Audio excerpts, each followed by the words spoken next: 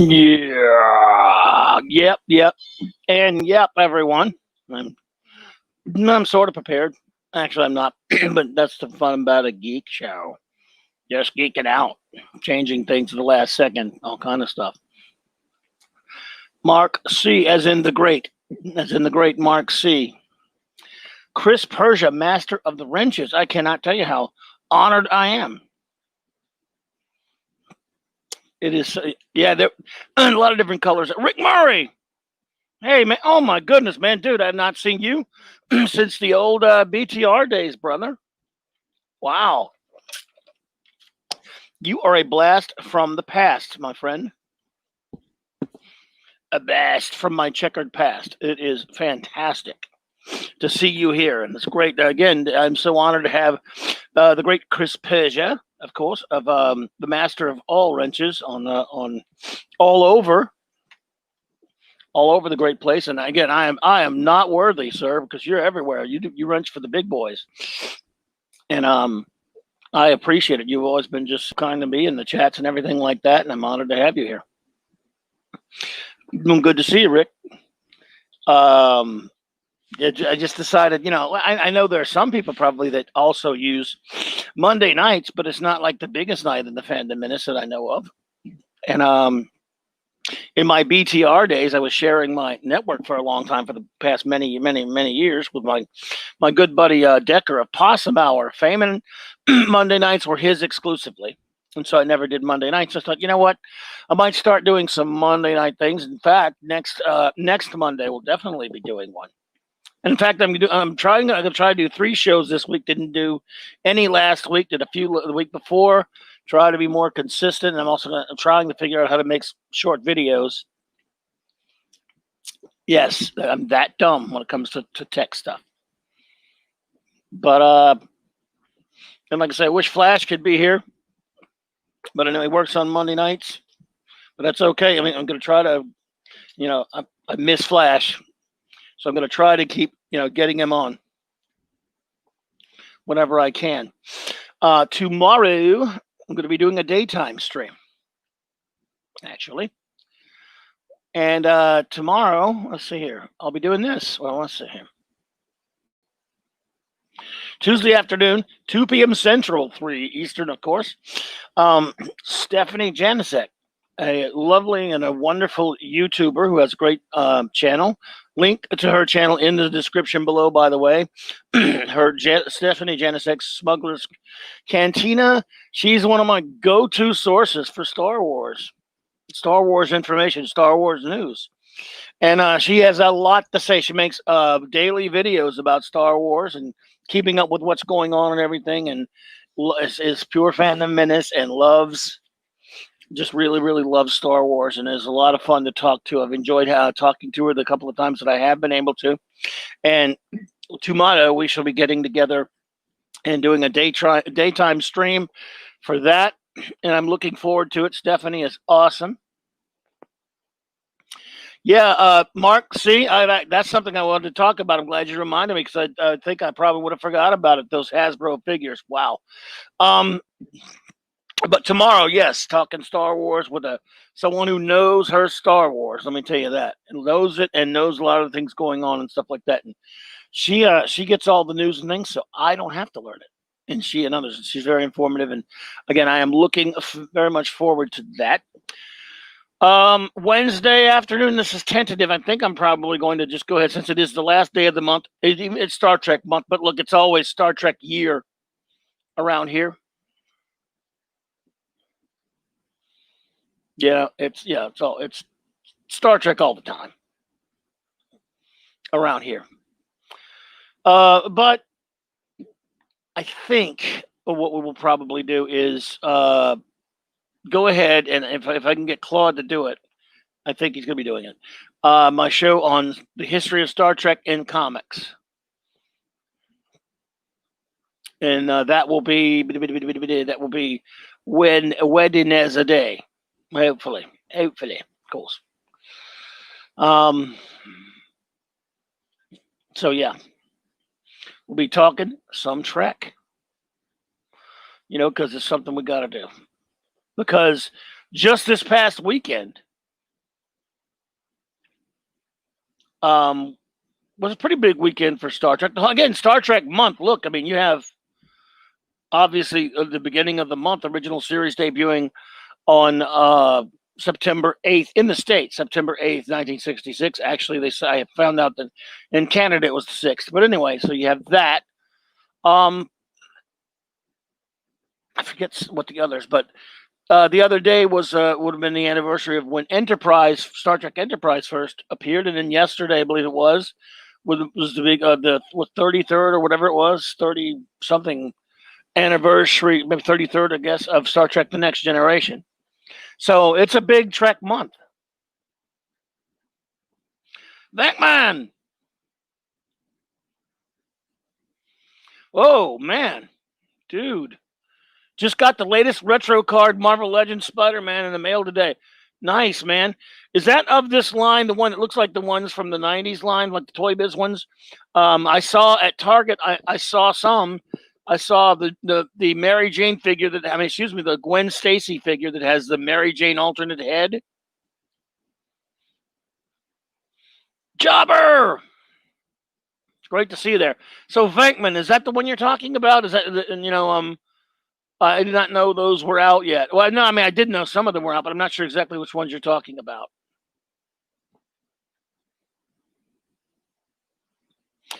Rick, I've heard that's working on it. Probably not necessarily the case, but it has been floated out there as one of those rumors. I would be very questionable.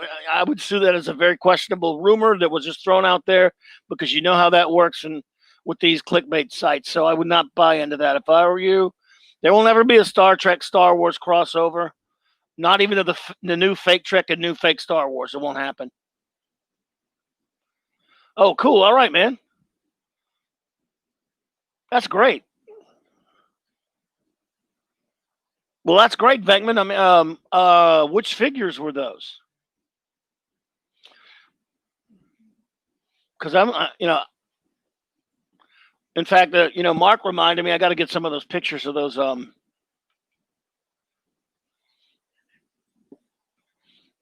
got to get some of those pictures of the figures for the ones coming up for the Bronze Age figures that they're doing. Just a second here. I'm gonna get some pictures and show those in a little bit, because they look damn cool, man. Oh, good God. I mean, I want those suckers. How distribution will be on those, as has been pointed out to me, I don't know, but I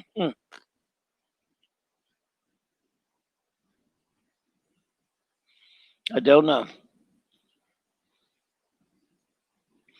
And of course, we should point out also, because we haven't done a lot of open geek stuff in a while, and I'm going to be doing actually some shows about them fairly soon. But while I put the picture there, as you can see, that is, of course, the great Christopher Reeve. This past weekend would have been his birthday. I believe it was the 25th. And I just wanted to say big love to the great Christopher Reeve.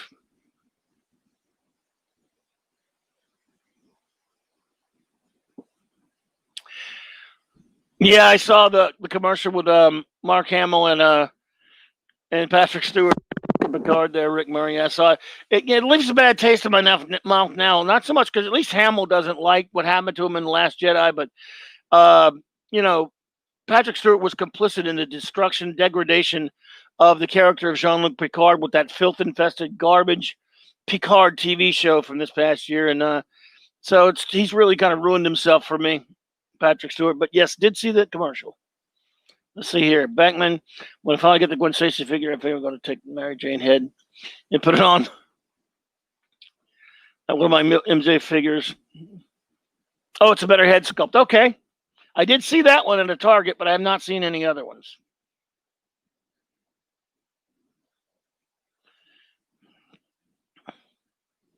Yeah, I mean, the only way it would even be, even realistically possible to do it is what you just said there, Chris Persia.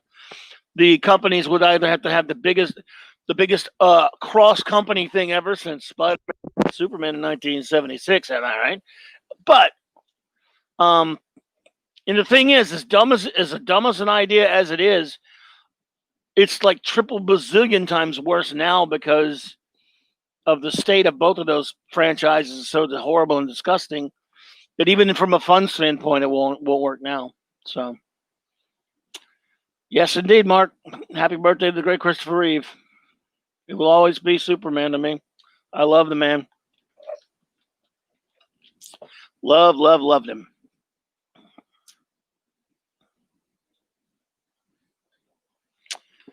Soups.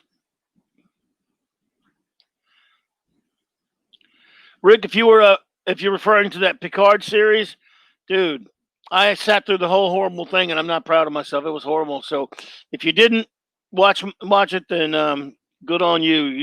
You did not miss anything, but a lot of ugly tragedy.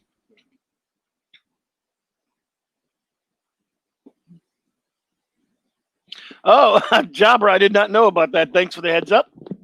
Looking forward to the to the South Park beer bug 1 hour special on Wednesday. I'll have to check that one out.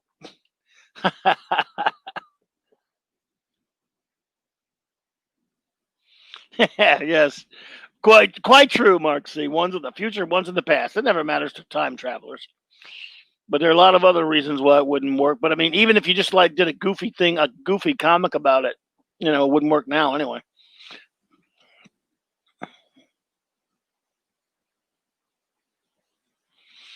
Are those now Venkman, are the ones you're mentioning there? Those are all you said they are. All of these are out now because I would love to get that Daredevil.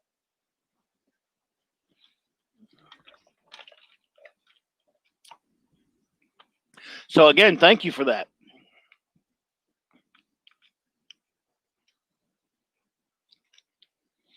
And by the way, Mark C, what was the name of that line again? Or the new Bronze Age ones with the Hasbro figure? What are they calling that? I was trying to find some pictures of it. I'll do a screen share of it. 13th. I'll find some pictures of it.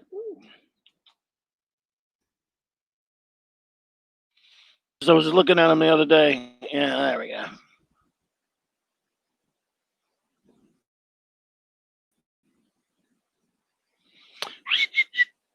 Righty. Okay, yeah. Bronze Age retro figures. These are badass here, man. Got it. Captain Trek! Kapla, my friend. Yes, indeed. Let's see here. For Spurgeon. The garbage was so bad you need to have a cold shower to wash the stink off yourself and having washed it. Or maybe that was just I would say my only quibble with that, Chris, is I'm not sure 50 cold showers will do it, but you got to do something, that's for sure. I guess you could just cleanse by watching real Star Trek, and that actually does. It did help me because a lot of people have said, and everyone's different about this, obviously, but many people have said that the old stuff, even like Next Generation, is tainted for them because of how bad Picard was, what it does to the character. I do understand where they're coming from, but it doesn't work that way for me. I can go back and watch Next Gen episodes, and yes, it's still in your mind. It's in the back of your mind. You're like, oh man, that is ugly. But I can filter it out as much as possible and still enjoy and in a sense, if you do it right, it can enhance the enjoyment of the Next Generation because of just when you realize that's not Star Trek. The Picard crap is not. I found some pics of it, Mark. Thanks, man.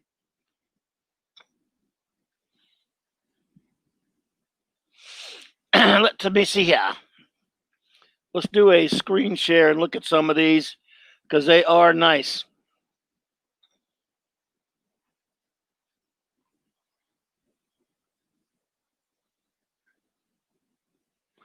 Righty.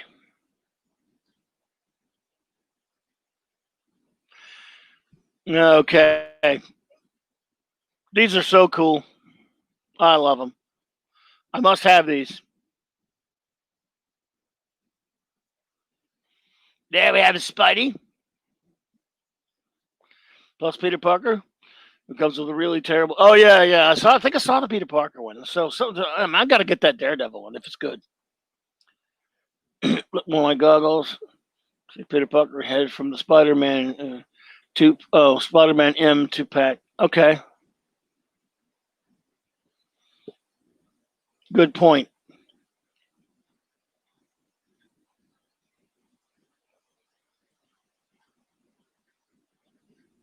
Good point.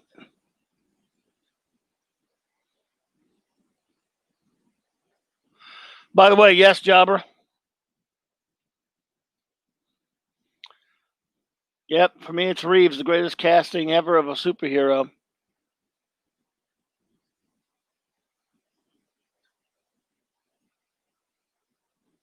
You know, to me, and you know, you may all disagree with this, but for me, these are what the Secret Wars figures of the '80s should have been. And again, because I love the superpowers figures, the Secret Wars figures are a bit strangely formed, or maybe just all out just too skinny. To me, I don't know. You might think differently. Let's see here. Oh yeah, Chris, that Black Panther. I mean, I love all. Yeah, that is just amazing.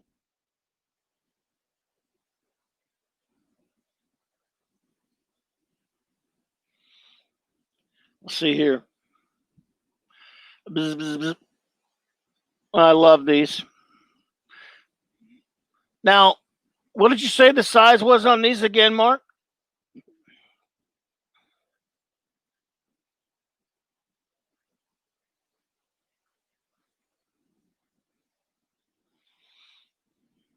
I forgot to check. Oh. Yeah, this Black Panther is amazing. I will have this if I can get it.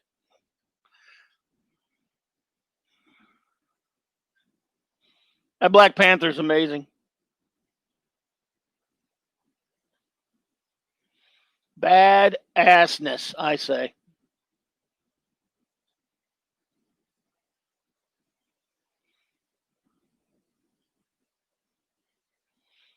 Yeah, I love it. Latino slant, Paulie, you old Paulie. Okay, 375. Thanks, man. 3.75. Paulie, great to see you there, brother. The great Paulie of Latino Slant. Very good friend of mine, good buddy with a great channel that is, of course, called Latino Chant. Please look in the descriptions below. If you have not checked this channel out, please do. There's a link to it in my descriptions. And a link, by the way, to a lot of my friends' channels. Please check all of them out. And if you do, please subscribe. Paulie is the man. Guys, yeah, I just love this Black Panther. And I actually love this Cyclops because I am one of those weirdos that Cyclops is my favorite X-Men. Not everyone agrees with that, I guess. You know, you get kind of laughed at when he's not your favorite, when or when Psych is Scott Summers is your favorite X-Man, but he's mine. And that's my favorite Cyclops costume right there. Look, I'm a Bronze Age baby. I just am. The Bronze Age is my happy place when it comes to comics, comic book covers, and incidentally, now that I mention that, next Monday night, I will be back here. We will be back here with I'm back here with the great Mark C, my good friend who is here with us in the chat, and we will be doing something that he tells me comes to him with ease. With me, it is tough, but I'm going to be able to do it. We're going to count down our top 25 all-time favorite comic book covers. Mark and I have already counted down our top 25 all-time favorite comic book artists.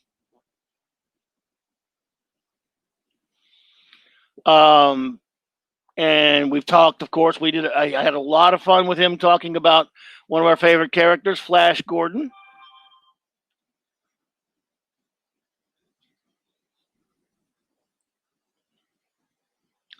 I'll send that out to you.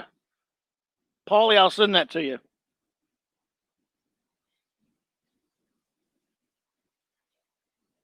Yeah, I'm with you. But if they do that, if they do the FF, man, are they doing the FF, or are you just hoping they're doing the FF? Mark, was that a wishful thinking on your part, or what, brother?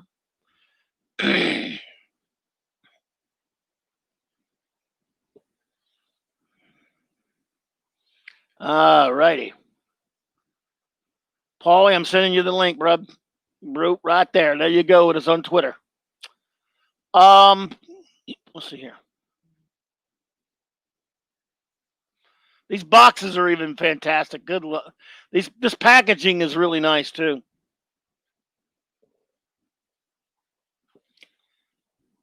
Juan R, thank you for popping in. It is great to see you, my friend. I really appreciate it. Thank you all for popping in there. Good God, this packaging's amazing though.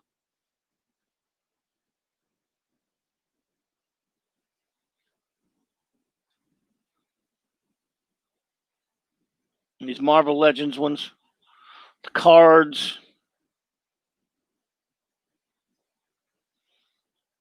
Oh man.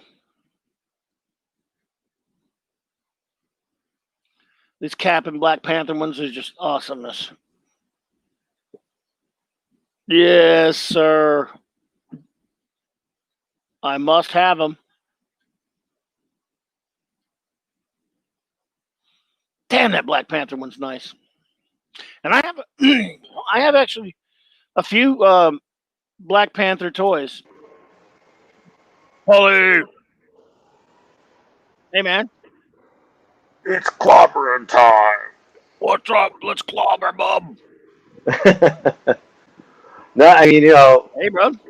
I was just gonna chill for a minute, but like, I want in on this action figure stuff, man. What do you think of these? These are sweet, man. As a Bronze Age fan, I love these suckers. Well, why don't they dress like that in the damn movies, man? I wish. I wish, man. They don't. They can't do it. They cannot make.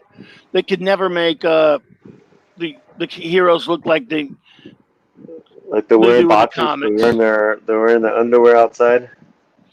Well, not to put too fine a point on it, but yeah. Look at these 60s. Let's see, 67. Oh snap! The old Spider-Man. This must be. Let's see here. That body shape, that body type for Spider-Man's hilarious. Well, this is someone who making up like there were a wish fulfillment for these two for the old '60s Spider-Man cartoon, wishing there was a toy line of it. So that's a fan did that there. Oh, But that is pretty cool stuff. so Cyclops is your favorite, huh? He's my favorite X-Man. Do you have a favorite X-Man? Uh, I mean, Rogue and Kitty Pryde and Colossus. You know, Mm-hmm. I started collecting them during the Brood. Yeah, that was right at the end of Burns' run. Yeah. And then that's I think that was when they introduced Rogue, right? Coming out of there, I don't remember. But I really fell for Kitty Pryde. My old buddy Rick, who popped in for the first time I've seen him in years. I'm sorry I didn't see this earlier, Rick, but I will answer your question, at least for my opinion. Ask, has anyone seen the Swamp Thing reboot? If you mean the DC Universe TV show that came out last year on their app, I watched it all and did not like it much at all. I'm a Swamp Thing fan, and I was very disappointed in it.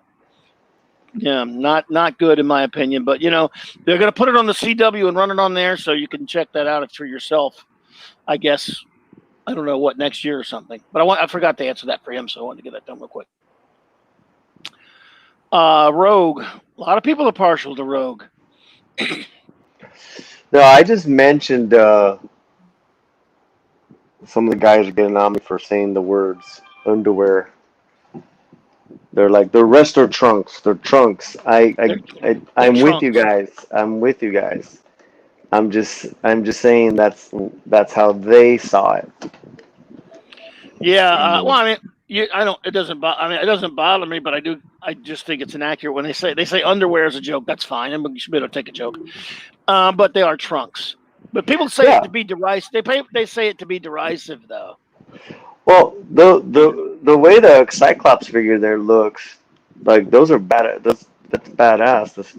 Those trunks kind of ride around the legs as well, whereas in like the drawing there, they're kind of just hiked up. They're more like wrestler shorts. Whereas the action figure looks more like a I don't know, like a different style. You know, the different cut. I mean, I think they're cool. I'm just saying. Yeah, yeah. But I share the same pet peeve, Mark C. But the only reason I do, because yeah, we can all take a joke. It's cool. You can Yeah.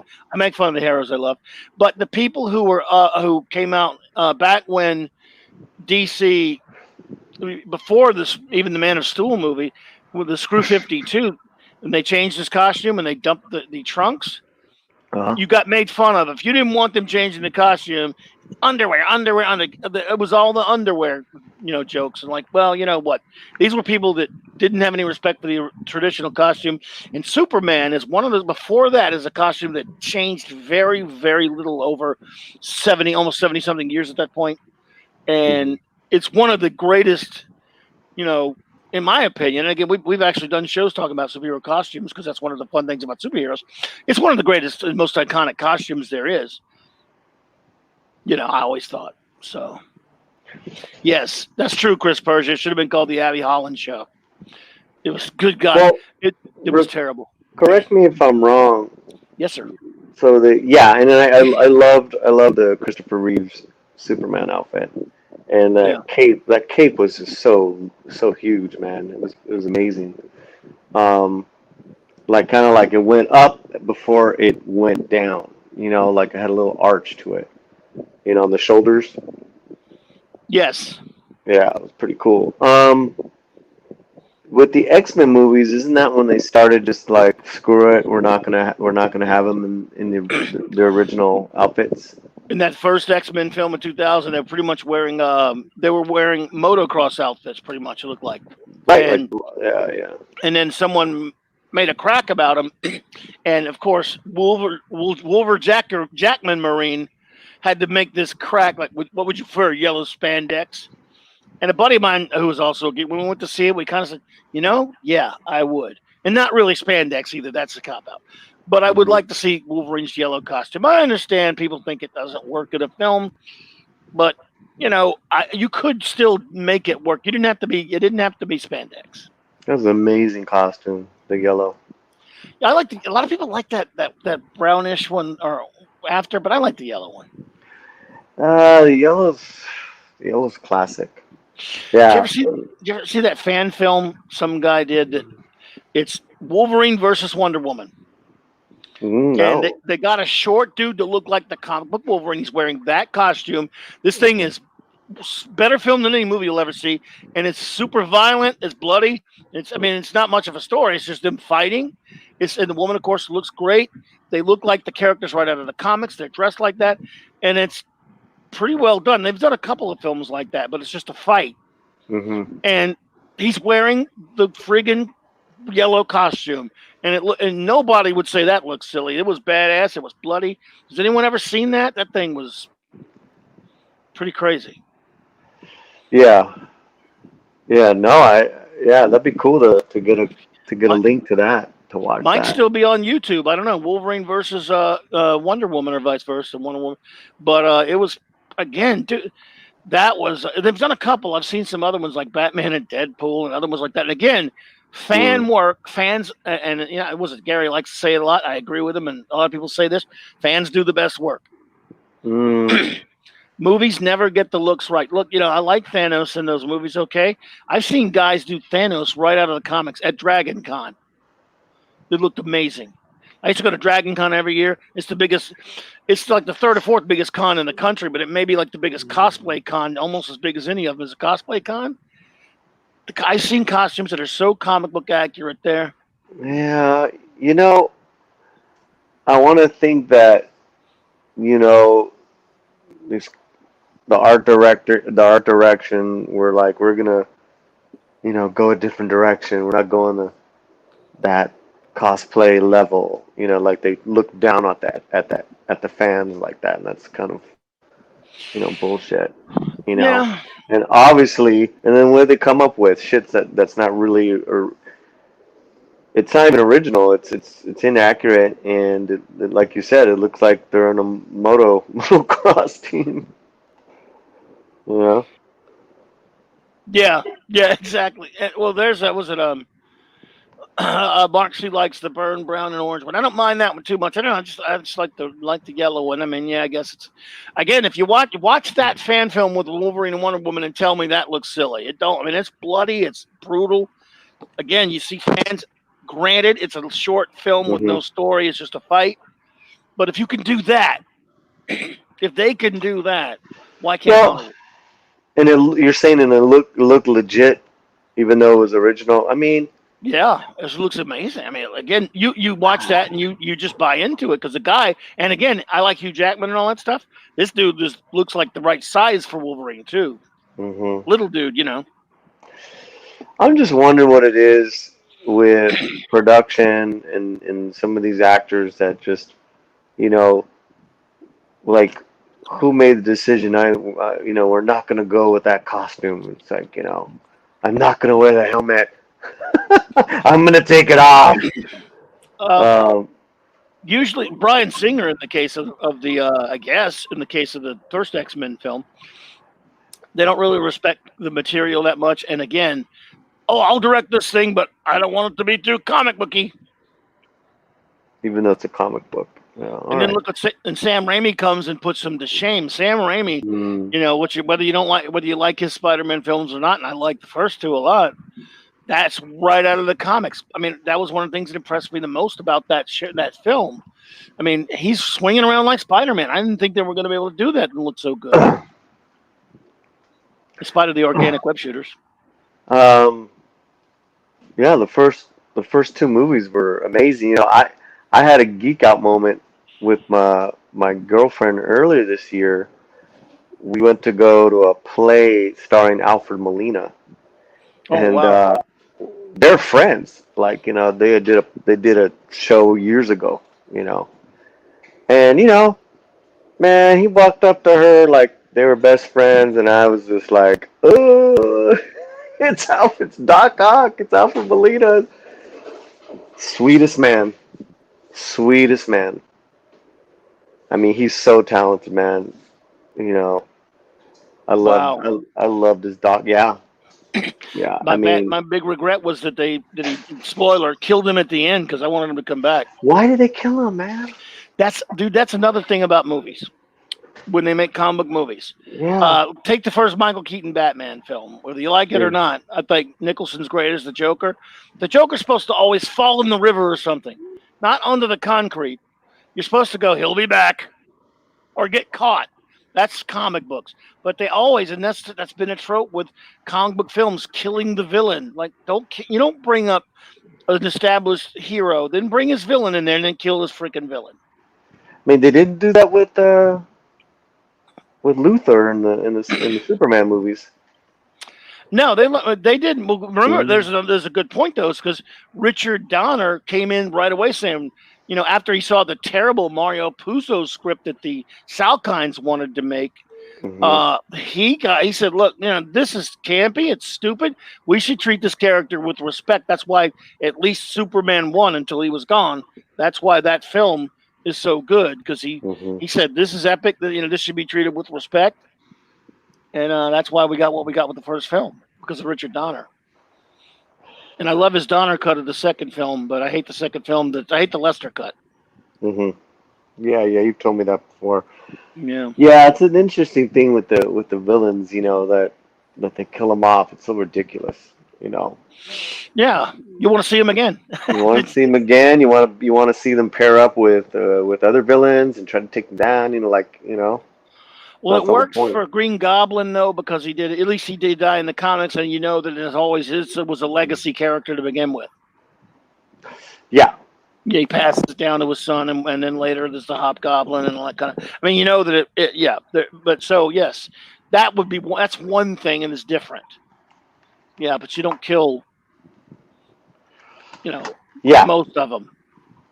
Not in the Well, comics. So, again, especially like when you got, you yeah, you know, you had, then the actor recreates it so faithfully and does such an amazing job. It's like, you want to keep these villains around for a while, Well, sure, just like in the comics.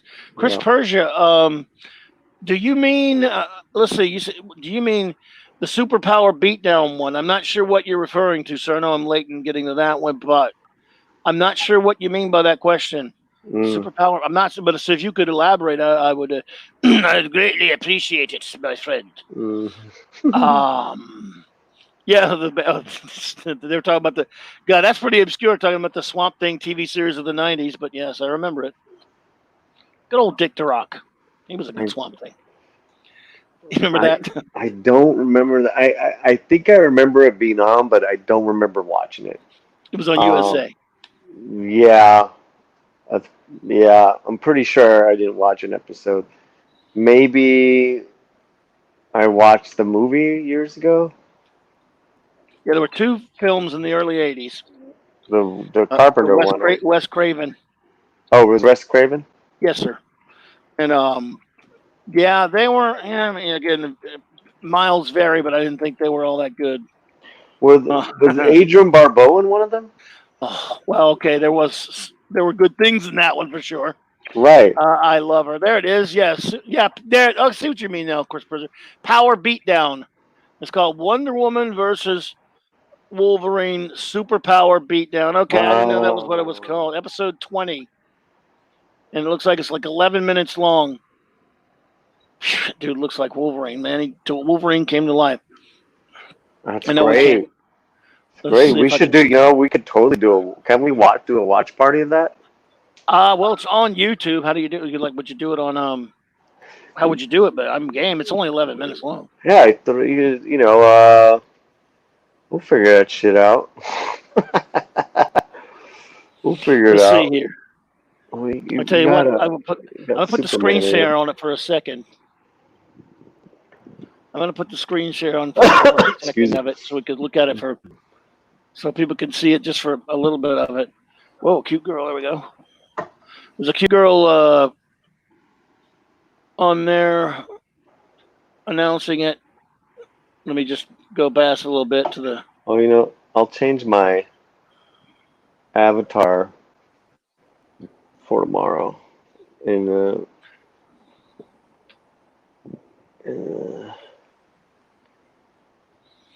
Yeah, I wonder if it's on. Maybe it's not on here. um, edit, well, edit. I don't know if it's on here. Well, I am not sure if it's online. It was on YouTube. I mean, I'm seeing people talking about it on YouTube.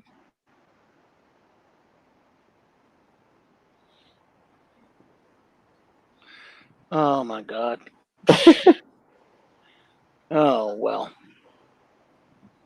So I don't know, everyone. It could still be on YouTube. I tried to find it, but Hmm. oh well. Anyway, check it out. Try to find it. We'll look into it. Maybe we could do that one day.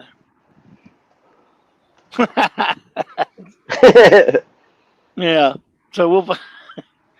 Yes, she was. They got a lot of cute cosplayer girls on there. Just That's still the nice. gold standard. None of the subsequent superheroes have come to topping him.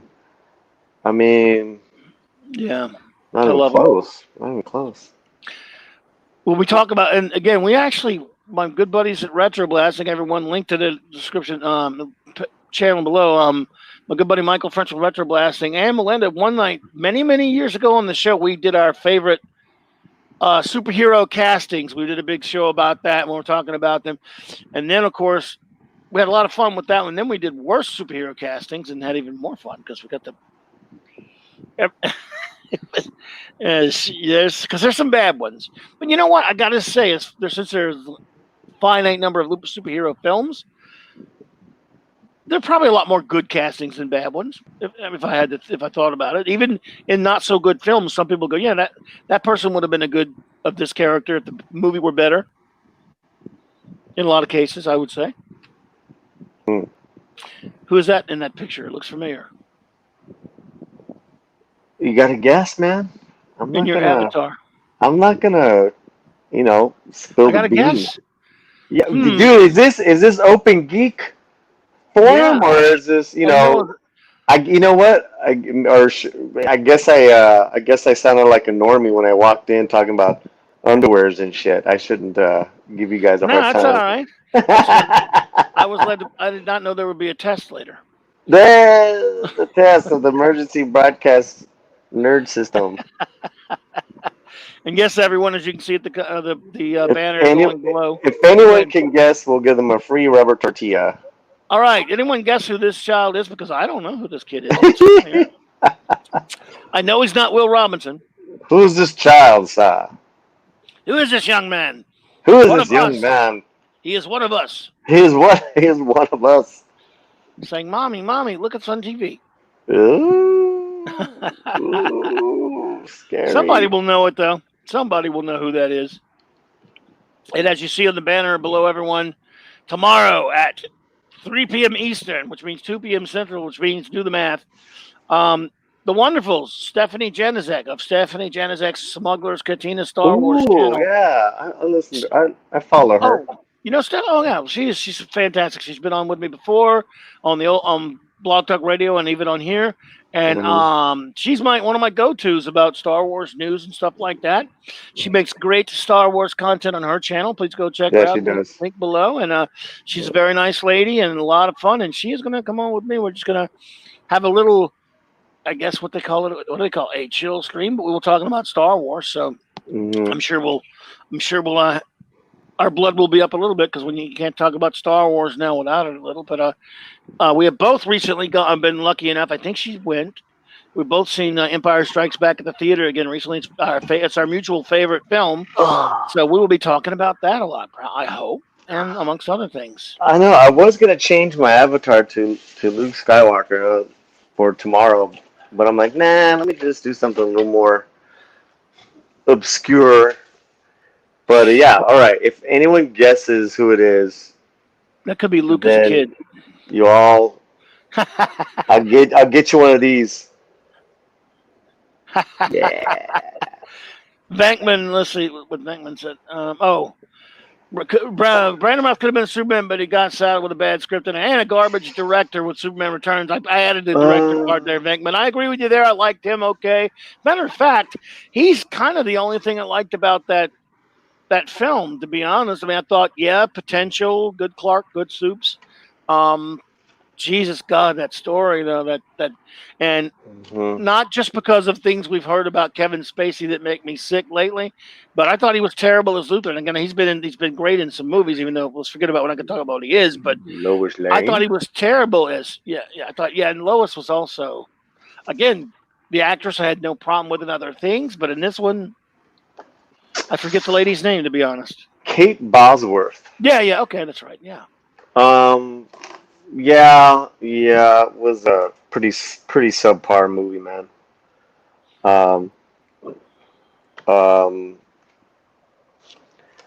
You Juan know, R remembers that. Go ahead. I'm sorry. no, I did like the plane sequence.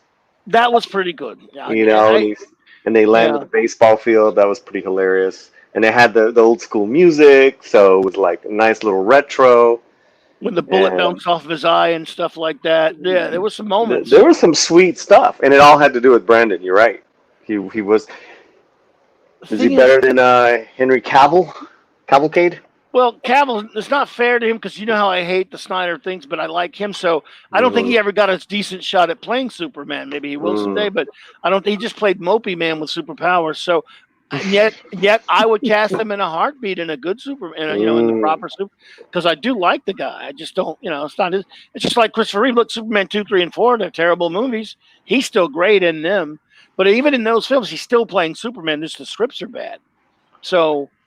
Whereas Cavill wasn't even written like Superman. So yeah, it's just Superman Returns. It's just it was not a good story. You're right. You're right, Bankman. Juan R. I did not know you were around for that, man. I'm glad that brings back memories. He said he was there for that was a long time ago. Show about that podcast about the castings. Good memories, Mayor. Thank you. I'm glad you heard that. This was your old podcast show? Oh yeah, and it was just had to be like 2013, 14, somewhere up in there. Back in the 80s and shit? Yeah, it was back in the 80s when I had a podcast. When you were 30? Yes, yes, when I was young and I had my comic shop and my podcast at the same time. Because You had a comic book shop? Oh, I ran a comic shop. I know it's Oh, hard to yeah? believe. Yeah. Really?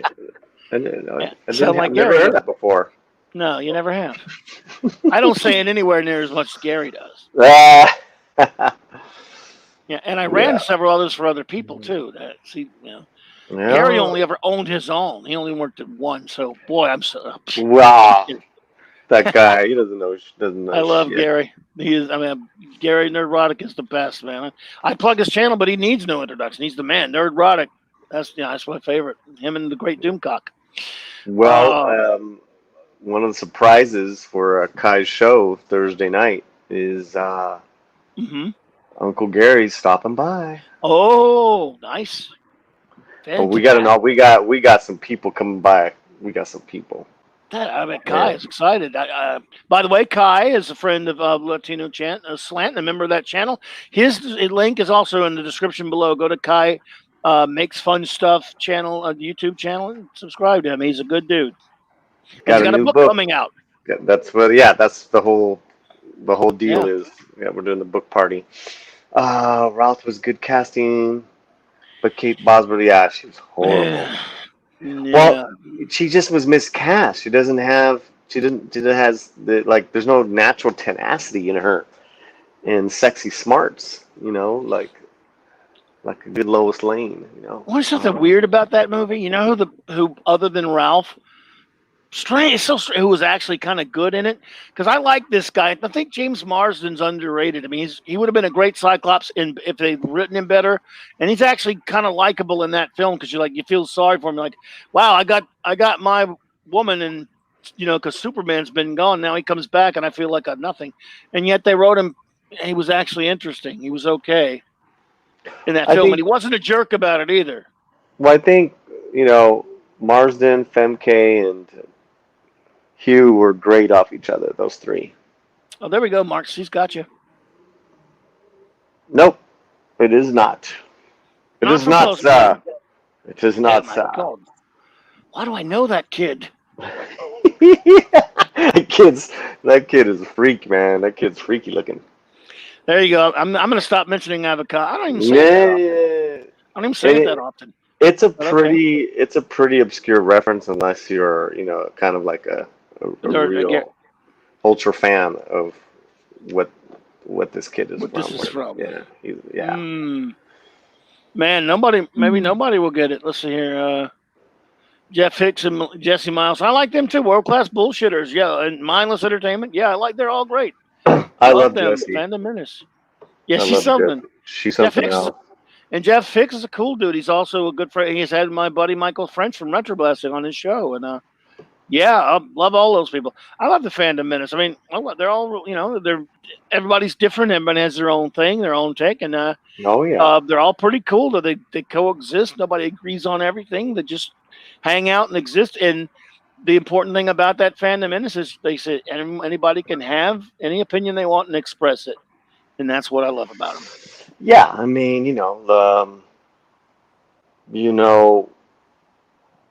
that's the thing is that you don't want to be in an echo chamber, and that's what being a fan is all about. Is that you have such strong opinions and beliefs. I mean, look at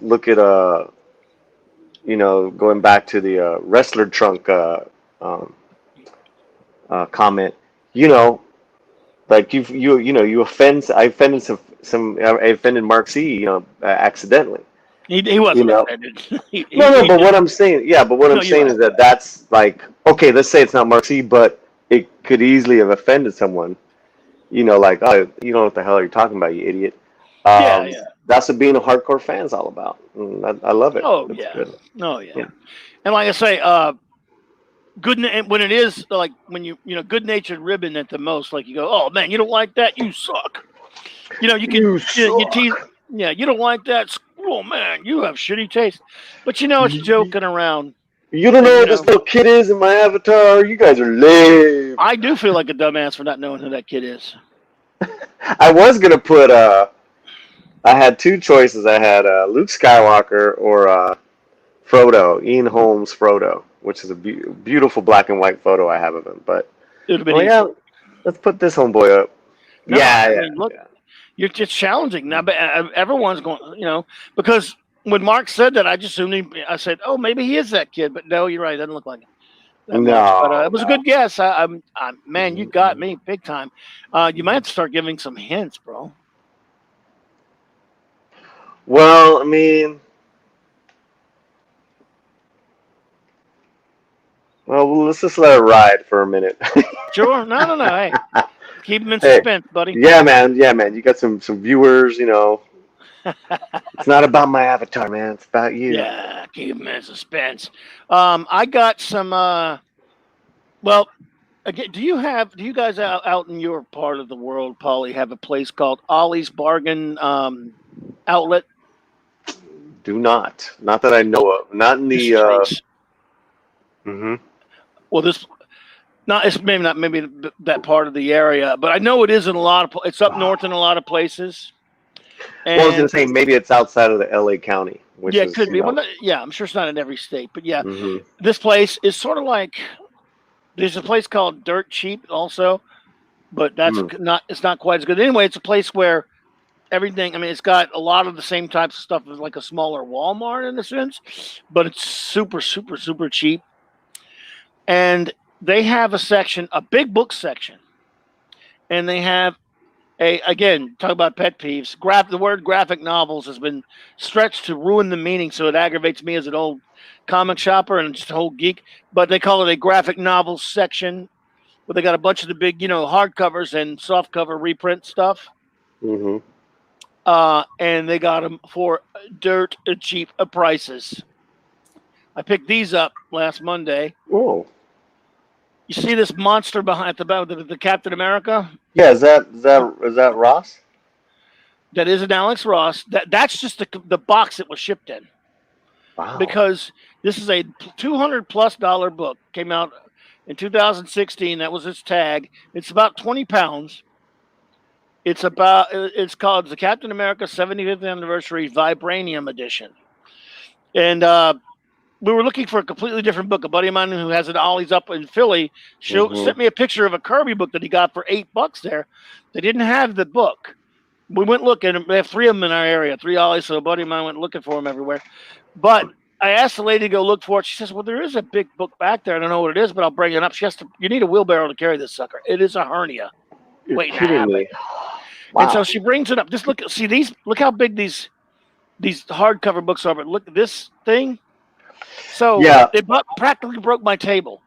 Yeah, I really can't get a depth. I can't get a depth of field with this picture. It's like you almost need a hand in there or some little small kid sitting there. I can talk you through it because if you see these smaller books, Miracle Man, which is a great Alan Moore reprint without his name on it, great book, and this Lois Lane 50th, 70th anniversary. These are not much bigger than a regular comic book in terms of size. Okay.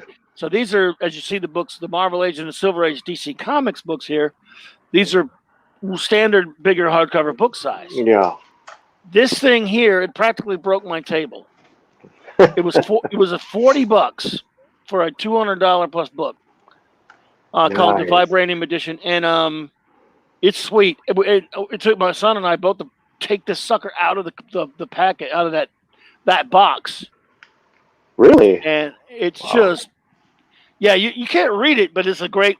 You know how they say, the term coffee table book? Yeah, we have them. It is a fucking coffee table. It's not a coffee table book. It's like you put legs on this bitch, but it's beautiful. And the good thing about it is because you can. We have this. We buy so many of these hardcover reprints and compilations and stuff.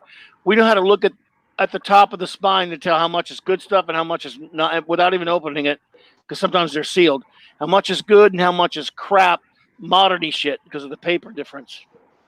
This one only maybe 10% of it's crap. Most of it is golden, silver, and Bronze Age stuff, and even some of the later cap. It's got a lot of great stuff in it. Let's see. You have an Ollie's one? Let's see. Yeah, I think I Juan R. Juan R. Uh, he's got one in New York. Place where all the Okay. new Star Wars toys go to die. I see a lot of Yeah, TFA. that is true. You Oh go, God. they got cheap prices are incredible. Uh, And these books here, again, if you look at this, these Marvel and DC history books right here, those yeah. are 30 something dollar, 30, 40 something dollar hardcovers originally. These were $5, $6. This Hmm. Miracle Man trade right here, which is the first of Alan Moore's. Oh God, this is a brilliant. If you could find this sucker, like it was $4. This history of Lois, 75 years of Lois Lane. Most of it's good stuff, old stuff. Even with that Gary Frank cover there, that was that was like $6 or something. That's again a $30 book, whatever. Is the Captain America book the same as? No, it's not quite the same. Behold, Galactus is a little taller once you get this out Wow. of the package.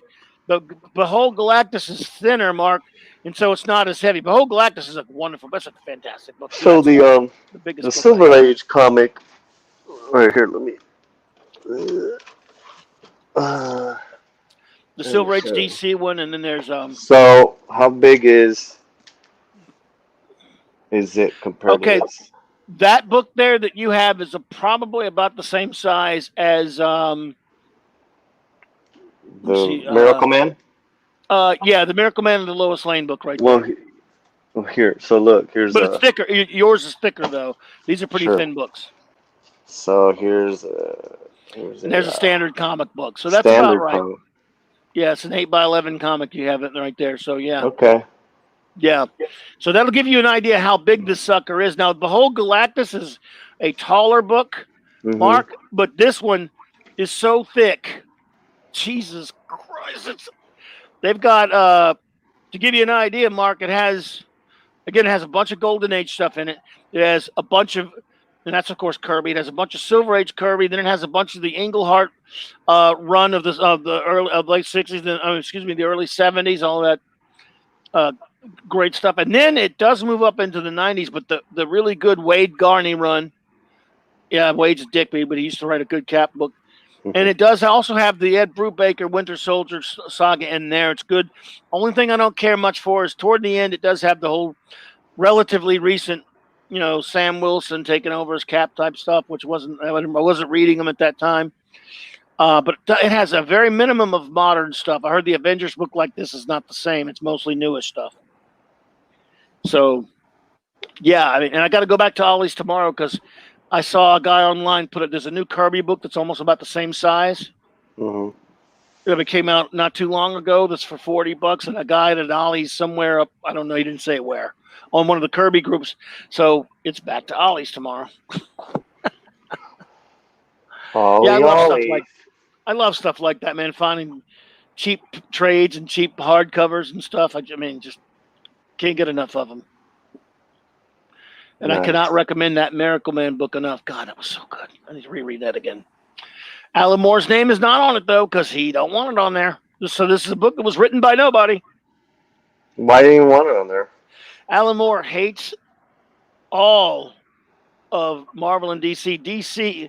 Marvel. Neil Gaiman actually got the rights to Marvel Man / now Miracle Man in the States, and he let Marvel reprint these, and Mhm. so Moore hates them. He hates DC as well, so he took his name off of it. Just like he took his name off of Watchmen and accepted no money for the movie when the Watchmen movie was made. He let Dave Gibbons have it all. Here's some of that Cap book. Here's the cover of the Cap book. Look how big that sucker Ooh. is. Wow. Here's the back. They got the Stern Byrne run. You remember that, Mark? Great stuff. Captain America for President, the Byrne one there. I vote for him now. Yes, indeed. He might be running. They had all the superheroes tried to talk him into it. There's the Garney cap on the side there. There's the side of it there, Mark. As you can see, this is a beautiful book, man. Damn, that's thick. It's huge. It didn't. Yeah, I should have That is taken a a picture. I should have taken a picture of the side of it. Yeah, that's dope. Let's see That's what dope. Fantastic Four trade paperbacks and hardcovers do you have in your collection. I have Bankman. Bankman. I have most of the masterworks leading up to the middle of the Kirby run, I kind of slowed up buying them, but I have the original Masterworks, so they changed the cover. I hate the new covers, so I still want to get the old dust jackets, but they're tougher to get now and more expensive. God damn them! In the middle of the run, they changed the friggin' covers. I hate that, but I got a bunch of those, and of course, tons of different ones, like a lot of different best ofs and collections and epic collections and things like that. I love the trades too, yeah, but I'm a sucker for a good hardcover or a trade. Man, I don't know where I could put. Just run out of room for them now, but there's no room for them anymore. Yeah, man. Where do you store all your stuff? I got one tiny ass little room that you can barely walk in right now at this point, because that's why I've had to stop. And I used to be such a sicko for action figures, not just for financial concerns. I had to stop, but really, I don't know where to put them all. Eric K. Tiny little place. The great Eric K is here. Eric, what's up? The great Eric K. All right, man. Another master rancher, man. All right. Thank you, buddy. I'm so honored to see you popping there. A lot of great people popping in there. But yeah, this was a great story. Go for it. I did a Twitter a couple, like 10 minutes ago. Get some people. Thanks, man. Get some food. Get some geeks over here. We're just shooting the shit about some old comics and stuff. Let's see here. Got to run. Rick Murray, it's been years, buddy. Don't make it years again, man. You got to pop in again now, buddy, because I'm glad to see you, and I'm glad you're doing all right, sir. And got that Benny Hill avatar. I love that. I hope you've been going to the Superman celebration like you used to, bud. And well, we'll catch up one of these days, bro. Thank you so much for popping in. Take care, Rick. They have a. Are you familiar with the Superman Museum in Metropolis, Illinois? I am not. I've always they have well, it's obviously in Metropolis, Illinois, and it is it's a very, very, very. It's not a metropolis. Why it's named that, I don't know. But they have a great, just a whole big chunk of the downtown, what little downtown area there is. This is gigantic. I mean, there's a really great Superman museum there, and every year they were, until recently. Obviously, they couldn't do it this year. They have the Superman celebration there. It's a big con thing. Mm-hmm. Which I've not been able to go to that yet. But one year when I was taking a vacation back in 2015, I rented a car by myself. I left for a week because I was going to go to Dragon Con like I always did back then. But before that, I drove up to Metropolis, met up with some friends who were going to a different, going somewhere different, but they just happened to be going to that one at the same time. The museum, I always wanted to go to it. Went and spent the day there. It was fantastic. When you drive into the town, there's signs everywhere. Welcome to the home of Superman, Metropolis, Illinois. And if you're ever passing through there, it's cheap to go in there and just like $5 to walk in there. It's a big store, and then you go in and there's a huge museum of everything Superman, including the old George Reeves costume from the movie. The old TV show. They've got Chris Reeves costumes in there. It's fantastic. I did that. Fantastic. And then the next day, because of such a fan of NFL history, the next day I drove the 10 hours to Canton, Ohio to go, and I got to go to the NFL Hall of Fame for my first time, and that was wonderful. I really had a great trip there. So, yes, I'm the kind of sad sack that goes on vacations by himself. What of it? It was fun. It was fun, man. No, yeah, it's cool. Yeah, so the good times, man. Or I'm sending you the image of, and it'll give away the who this kid is. Okay. Wow. If you could put it up, that'd be great. Will do. Let me grab that. Venkman, that is amazing, dude. You have a full 27 volume of the Masterworks from. That's incredible. And yeah, the old covers are so much better. Good God, they're beautiful. That is impressive, sir. Goodness. Sitting on Twitter. Damn. That's some money right there, buddy. That ain't cheap. That ain't cheap, buddy. All right, let's see here. No. Oh, okay. So should I post a picture of it or what? I mean, when I'm at transition, we're still talking about. Yeah, but I'll save the picture and most of them. Yeah, it's part of the Geek Talk. Love it. Oh yeah. But that's why I don't think anyone's gonna guess who it is. there are many fans of that, as you Yeah. know. Not so you never know, but I mean, it's from that It's from the next episode. Yeah, episode. Okay, coming up. Yeah. And I just had his picture handy, so I put it as the avatar. nice. And that is coming up, of course. Thursday night. Thursday night. Yeah, Thursday night is all Yeah, right man. for a fight. Yeah. Well, I thought That's that was amazing. Friday night. Saturday night, really. The song. Saturday night. Yeah. Saturday night. It's all right for a fight. The Shield to behead Baron Blood. You know what? I don't think it does, Mark. I didn't look at that yet. I know what you're talking about. That's wait a minute. You talking about in the burn issue? When you use I'm trying to remember what issue that was now. Dude, I'm fuzzy on it. I didn't look in there yet, but if it's the one I'm thinking of, I think it is in there, Mark. So But you can Clobberin is refresh me. officially a hoarder. When it comes to comics and too many damn action figures that I'll never get rid of. That's funny. Agreed, Eric. George Reeves. I love Yeah. that man. Yeah, that's I sad. love that man. Yeah. Yeah, okay, the burn one, but well, you know what? It's got this, says it has the whole burn run in there, Mark, so probably is. You know, I got confused for a second because there was an issue not too long after 9/11 when they brought the John Cassidy. I don't know if it was the Cassidy issue or not, of Cap when they brought it back and they started dealing with 9/11 in the comic. And he went after a bunch of terrorists and he beheads a dude with the shield. Ooh. I got confused. I thought it was that one. That I hope it's not in there. Keep it fun with Cap. It does have that great Ron Garney run where it has one of the best speeches, and I'm paraphrasing it now. They thought Cap was dead. It opened up whenever they're having Cap's funeral. And Hercules is eulogizing Captain America. Oh, yeah? Yeah, and he's talking about different gods and all the stuff. He said on Olympus, and we think of this, that, and the other, and he says the words, but when we think of courage, we think of Captain America. That's dope. Oh, God, I remember getting chills on that. Mark Waid, I hate you, but that was good stuff. For a scumbag. a scumbag wrote it because a scumbag can write too. Damn it. In defense of scumbags. In defense of scumbags. Yeah. But, yeah, dude. Well, one of the other things out there, speaking of great old books, by the way, for no particular reason, just because I love it. Ooh, from the 30s to the 70s. Dude, I wore this sucker out when I was a very young child. I'd already loved the TV show, but that's my Batman right there because a lot of young child of the 30s? Is that what you're saying? Yes, I was in the 30s. Yes. Actually, it was the 70s, but yeah. It was this thing. A lot of it's black and white, has some color parts of it, and it just chronicles, well, from what it says on the title, as you can see there. I love that Infantino cover. I still have it without that dust jacket anymore, though, because I tore it out. I was very young.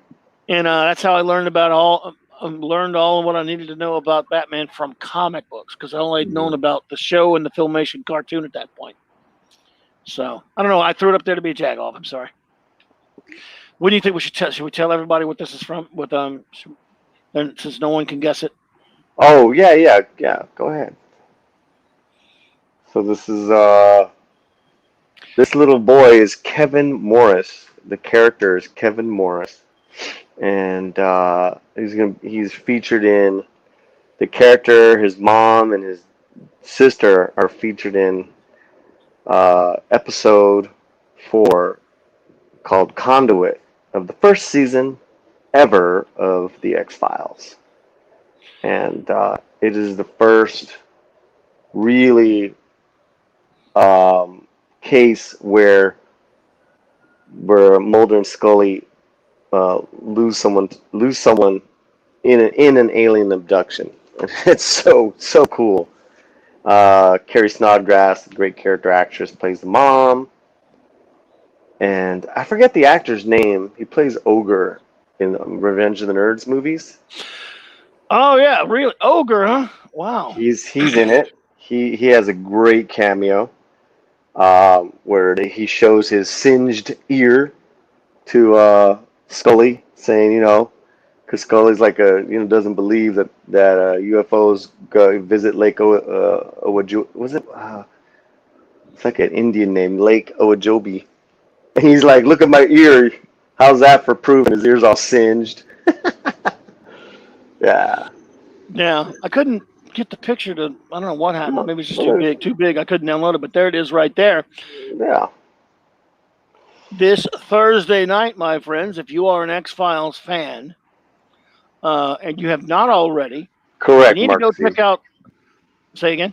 Oh, sorry. All right, sweetheart. Girlfriend's walking in with the tripod. Studio tripod. Yeah, I can pick it open. So Oh, cool. yeah, Mark C. Nerds. Absolutely. Nerds. And of course, he becomes a nerd. Nice. You remember, like it was it Revenge of the Nerds 3? He became a nerd. I only saw the first one. I never watched the third. I may have seen the second one, but I'm not sure. So, but that's I good. don't remember. I don't know. Maybe it was 2. But there were 3 of those. Jesus. Yeah, that's pretty scary. Scary. But this is an incredible episode. Part of seminal television of sci-fi, supernatural, scary ass shit. We just saw Squeeze last week. Squeeze is just like the first monster of the week episode where it's a mutant serial killer. Yeah, this one really is like the rock and roll, like a good rock and roll episode where they really start cranking and getting their sea legs under them with a good old alien abduction. You know what I mean? Yeah. And this is episode 4, so you're still early on. Anyone who wants to get in on the ground floor and start watching X-Files, you're still just getting started. So yeah, it's a watch party, guys. So it's every Thursday night, 8 p.m. Pacific, and we're getting better on the Discord, and it's a real good quality. Better and better every week. Nice. Yeah. Well, yeah, brother. Man, it's just I love the ideas of these watch parties. Loki, the great Loki, by the way, and go join this channel. Though I have his link down below. Anyone, the great Loki's Mornings of Mischief. I was invited onto a watch party Saturday night where we all watched the classic cinematic masterpiece Forbidden Planet, which I love, and it was a lot of fun. I saw the ad. I saw you guys doing that. Yeah, I love it, man. Saturday nights were for the UFC fights with the girlfriend, so we saw the UFC fights. I understand, man. I understand.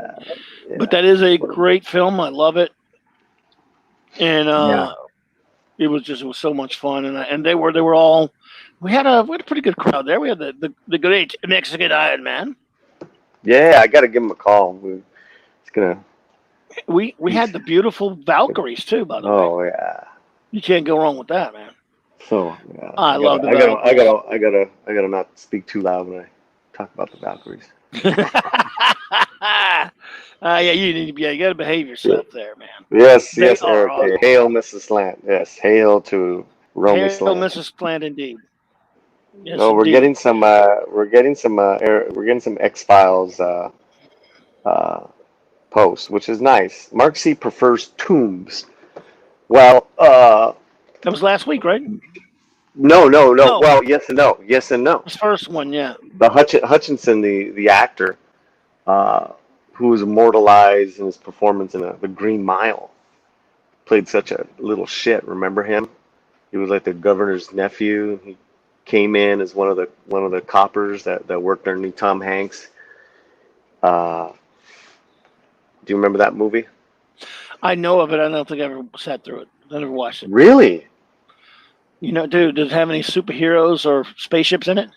It's Stephen King. It's supernatural. It's in a prison. It's 1930s. Oh yeah, you got to see that. That's a fantastic movie. I'm just Anyways, I digress. I'm just a bad Um, person. so this actor played this character Eugene Victor Toombs in the X-Files, and in the first one, which was last week, episode 3 was called Squeeze. And just like what you said, like all good villains, he makes a return and see at the end of season 1 Oh in yeah, the episode called Tombs. yeah. He's Yeah. a recurring villain. But he also, do you remember Chris Carter's spin-off series Millennium? Not spin-off, but Mhm. series Millennium that he made with Lance Yes. Henriksen. Yes. I loved the second season of that series. Because Morgan and Wong took over the whole thing. There were some great Darren Morgan ones. It was second season was brilliant. It was nothing. The first season was just kind of like it was just serial killer of the week type stuff. Hmm. Well, the very first episode of that season, that guy played a different character, but he played another sicko, bad guy. And I remember him from that. Okay. Oh, the same actor. Yes, that actor, Gotcha. not same Gotcha. character. Yeah. Yeah, You know what? I fell out of Millennium, but there's been some requests to start a Millennium Watch party, so I'll see when I can fit that in because I that would be fun for me to tunnel back into as well. But did he? it's a great Did he actor, man. That guy's Oh, a great Lance actor. Henriksen's fantastic. The first season was kind of, I mean, it's okay, but it's just sort of Seven. Hmm. Seven was a big film at the time. It's kind of a serial killer of the week type thing. It's okay, don't get me wrong. Hmm. But a buddy of mine who tried to get me to watch it at first, I'm like, he's the buddy that always used to get me to watch different X-Files episodes.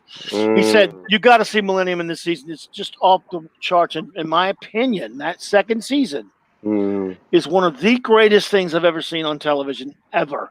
There's some unbelievably brilliant episodes. There's a clunker here and there, and Darren Morgan wrote 2 of the most brilliant things I've ever seen on television in that season. And so it was Oh. all they switched to being just serial killer to being sort of about the coming millennium, the apocalypse, a lot of religious, religious and overtones and things like that. And Hmm.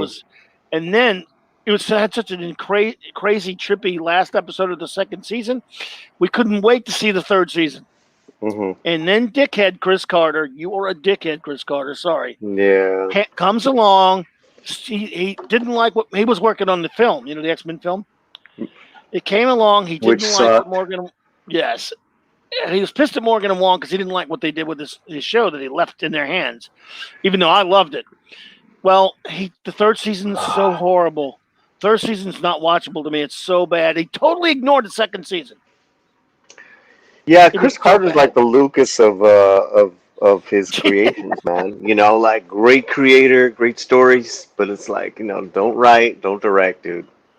No, You let know. the other guys. Yeah, and then like, I mean, they had the revivalist seasons, 2016, 2018. They were all right, but the best episodes were the Darren Morgan and Yes, and Wong. It's like, you can't yes. you can't compete, you Oh, know. absolutely. Frank Black's a great character in the second season, and even in the first. Mm. In the third season, he is unwatchable. He is so, oh God, he's all Yeah. old and all. Ugh. But Chris Parger said Polly the host was a good horror style episode of the X Files with the Fluke Man, almost John Carpenter like. That's episode 2 of season 2. So we have that to look forward to. And by season 2, two things so many great challenges of season 2, uh, which made it such a kick-ass season. They had to write around Gillian Anderson's pregnancy, so she left the Ah, show for a while, okay. which was so Mulder had some really crazy episodes to himself, really fantastic episodes to himself, and then in fact they wrote her out by being Steve Railsback, the great character actor. Oh, Charlie Manson. He played Dwayne Barry. So Dwayne Barry, episode 5 of season 2, that's where she goes awake because um, she's take you know she Ascension. episode 6, and then you don't see her for like a long time. I'm talking like 6, 7 episodes, which is a long time for as her being Gillian Anderson. You don't see Dana Scully. Yeah.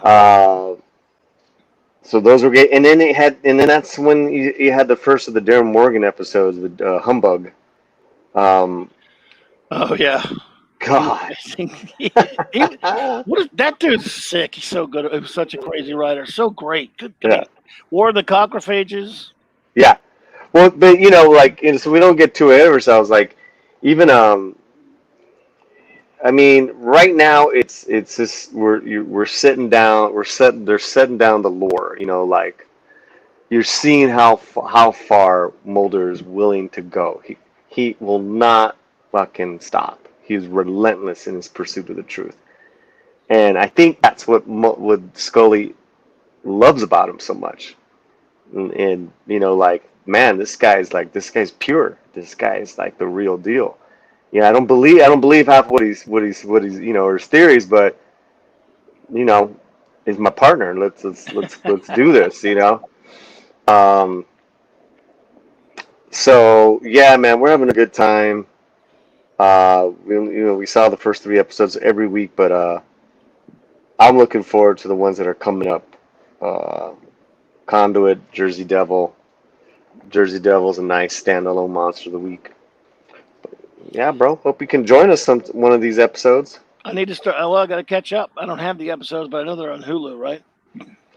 Yeah, then Hulu, and we got the Discord server. We share out to everybody. That's cool. Yeah. Yeah, I see what you're saying there, Mark. It's been a while since I watched. I didn't watch much of the first season. It was only that second season I loved. There was a third season of Millennium, the season I hated, with Mulder and Scully. Teamed up with met Frank Black. Yeah. And, Yeah, I remember that man, one. it was good Lord. Ugh. Yeah. But you know what? We can't talk about the X-Files here without talking about the show that inspired it, the great Kolchak the Night Stalker. Chris Carter. I mean, good if he at least admitted it that they did a stupid ass like early 2000, like 2000, whatever it was, remake for like lasted 5 episodes. But good God, the show was so good. Didn't last long. Anyone who's not familiar with Kolchak, it was based on the Jeff Rice novels. It was an action. You remember when they made TV movies? It was an early 70s TV movie, and then the second TV movie, both were brilliant. They were great. And then the character had like 20-something episodes, and that was it. Darren McGavin is so great on that show. God, I love me some Kolchak. That stupid seersucker suit he wore. He was the the prototypical anti-hero, because Kolchak was a reporter. All he wanted was a story. No one ever believed his shit when he would find these monsters, and he would end up having to stop like vampires and werewolves and all this crazy stuff because the cops never believed him. They hated his guts. He was a sensational muckraker reporter, and it was just so much fun. And he's so good on that show. It was goofy 70s horror. Well, that's the connection, because you just described Mulder. Yes. But without being, he's more. He's more Ivy League, Mulder. And then you have the connection with Mulder's sister, which always was heartbreaking, and I think that they should have ended. They should have ended after season 7, because by then they were already burning out as far as stories, But yeah, what did Chris say? Oh, I'm sorry. Let me get it back. Oh, it's all right. That's right. Let's see here. Dwayne Barry. Yes. Yeah, uses Scully to exchange places with his regular abductions. Although, didn't they write her out because Jillian was pregnant with the first child? Correct. That's Steve Railsback's character, Dwayne Barry. And Dwayne Barry episode, the great actress CCH Pounder. Oh yeah. As the like she was in charge of like the cops, or I forgot what her position was. She was great in The Shield. Oh man, you see the show The Shield? I've seen it. Yeah, she was also on Millennium. Yeah, but yeah, she's good. right? Just yeah, but yeah, Um, William Barry, great character. yeah. Such a Oh freak. man, that But trying now I to. want to check out Kolchak, bro. Now I I tell gotta you, check that out. I don't know, you might enjoy this if it's got you got to start with the first film. Um, Mm-hmm. just called Kolchak the Night Stalker, and then the other one is the Night Strangler. They're two films, and then Mm-hmm. there was the TV show. Films are better. They're actually a little bit better, but Mm-hmm. he's just so damn good, man. Just a good guy. Mm. It's all about his performance, in my opinion. It's seven. It's very eerie. It's scared. It's so scared the crap out of me. I watched it with my dad a lot when I was very young, and there weren't too many shows we watched together. There were a few, and that was one of them. And it was really Mm-hmm. creepy, you know. Even though there was a ridiculous episode where you battled a robot. Yes, a robot. Even that was creepy. That's great. But it was always sometimes like, oh, oh God, I miss old TV God ads. Oh, look at Tonight's monster, the zombie. They had a zombie. They had witches. They had all of it. Pretty much vampires, werewolves, and that. they That's had sick, man. a quote unquote Love Boat episode. It was way before the Love Boat, but it was on a cruise ship with a werewolf. Yeah, it's some crazy stuff, man. But I do have some bad news for you. What's that? One of your co-hosts has jumped ship from your show and is now on mine. Yeah. Linda. I thought you were gonna. I thought you were gonna bring up Kai. Oh No, yeah. is Kai bad news? Oh, Linda. Oh my Yeah. goodness, she's found as the voice of a man. That's true. She is the voice of Amanda Waller in the Timverse. That's right. That is true. She's Amanda Waller. The good. That's man. There you go. Look at Mark C, man. Mark C, the man. The man. That's why he's called the Great Mark C. Yeah, yeah. I But gotta meet this guy sometime. yeah, he is the man. Yeah, C. Sage Pounder, incredible actor.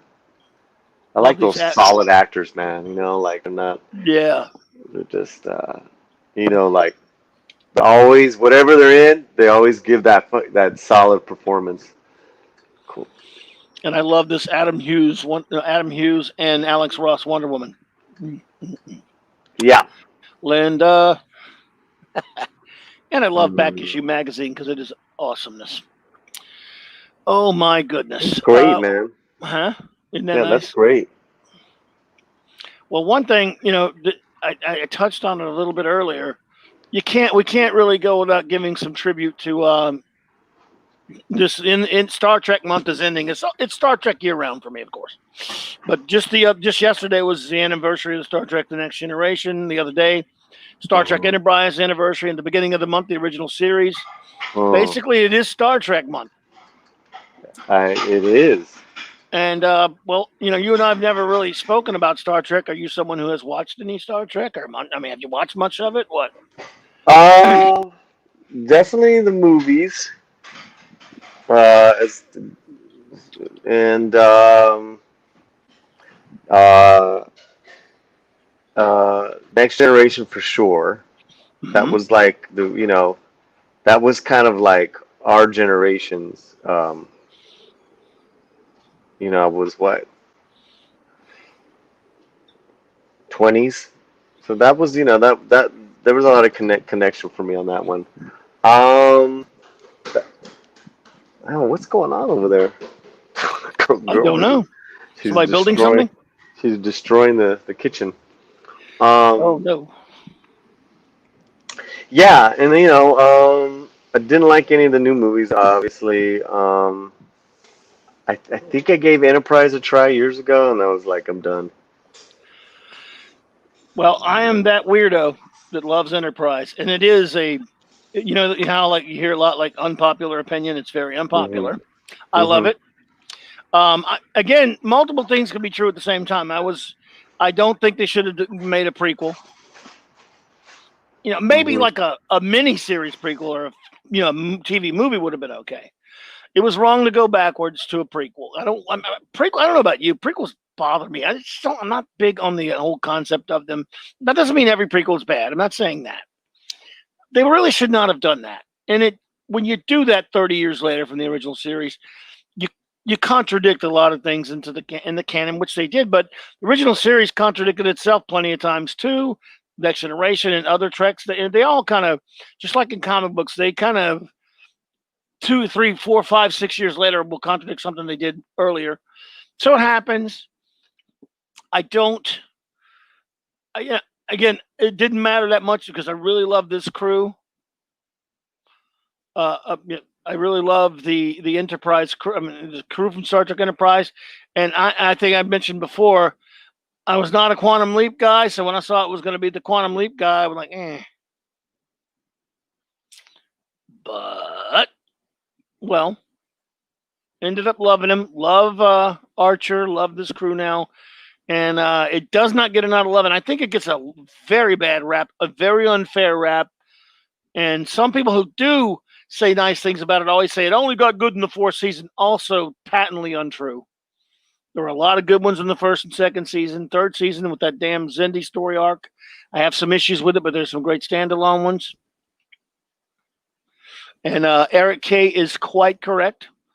In the cartoon, James Doohan did a whole bunch of the voices because James Doohan was a voice expert and it was just amazing. And cartoon was good. I mean, cartoon was an Emmy Award-winning cartoon. There weren't many of those back then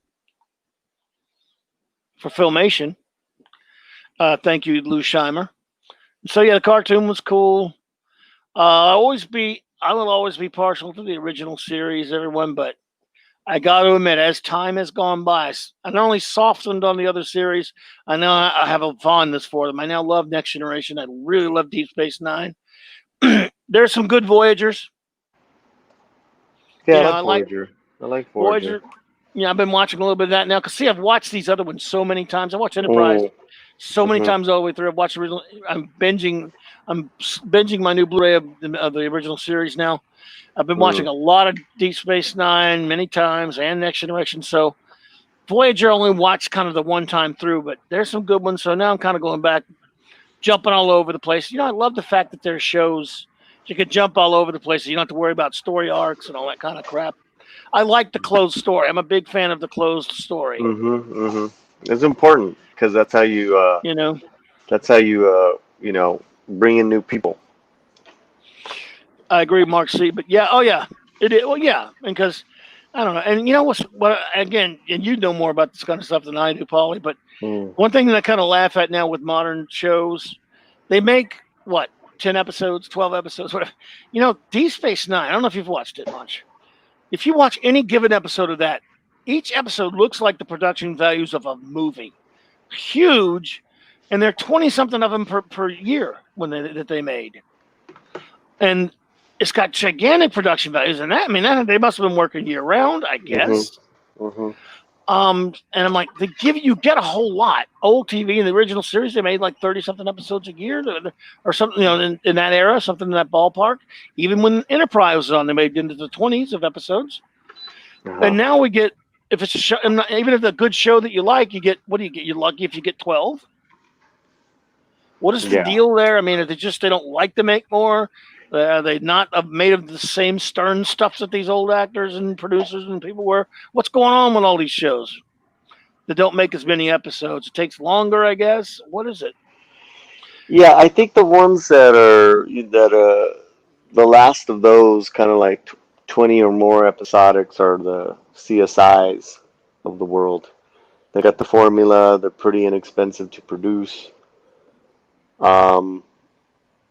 Now it's just 12.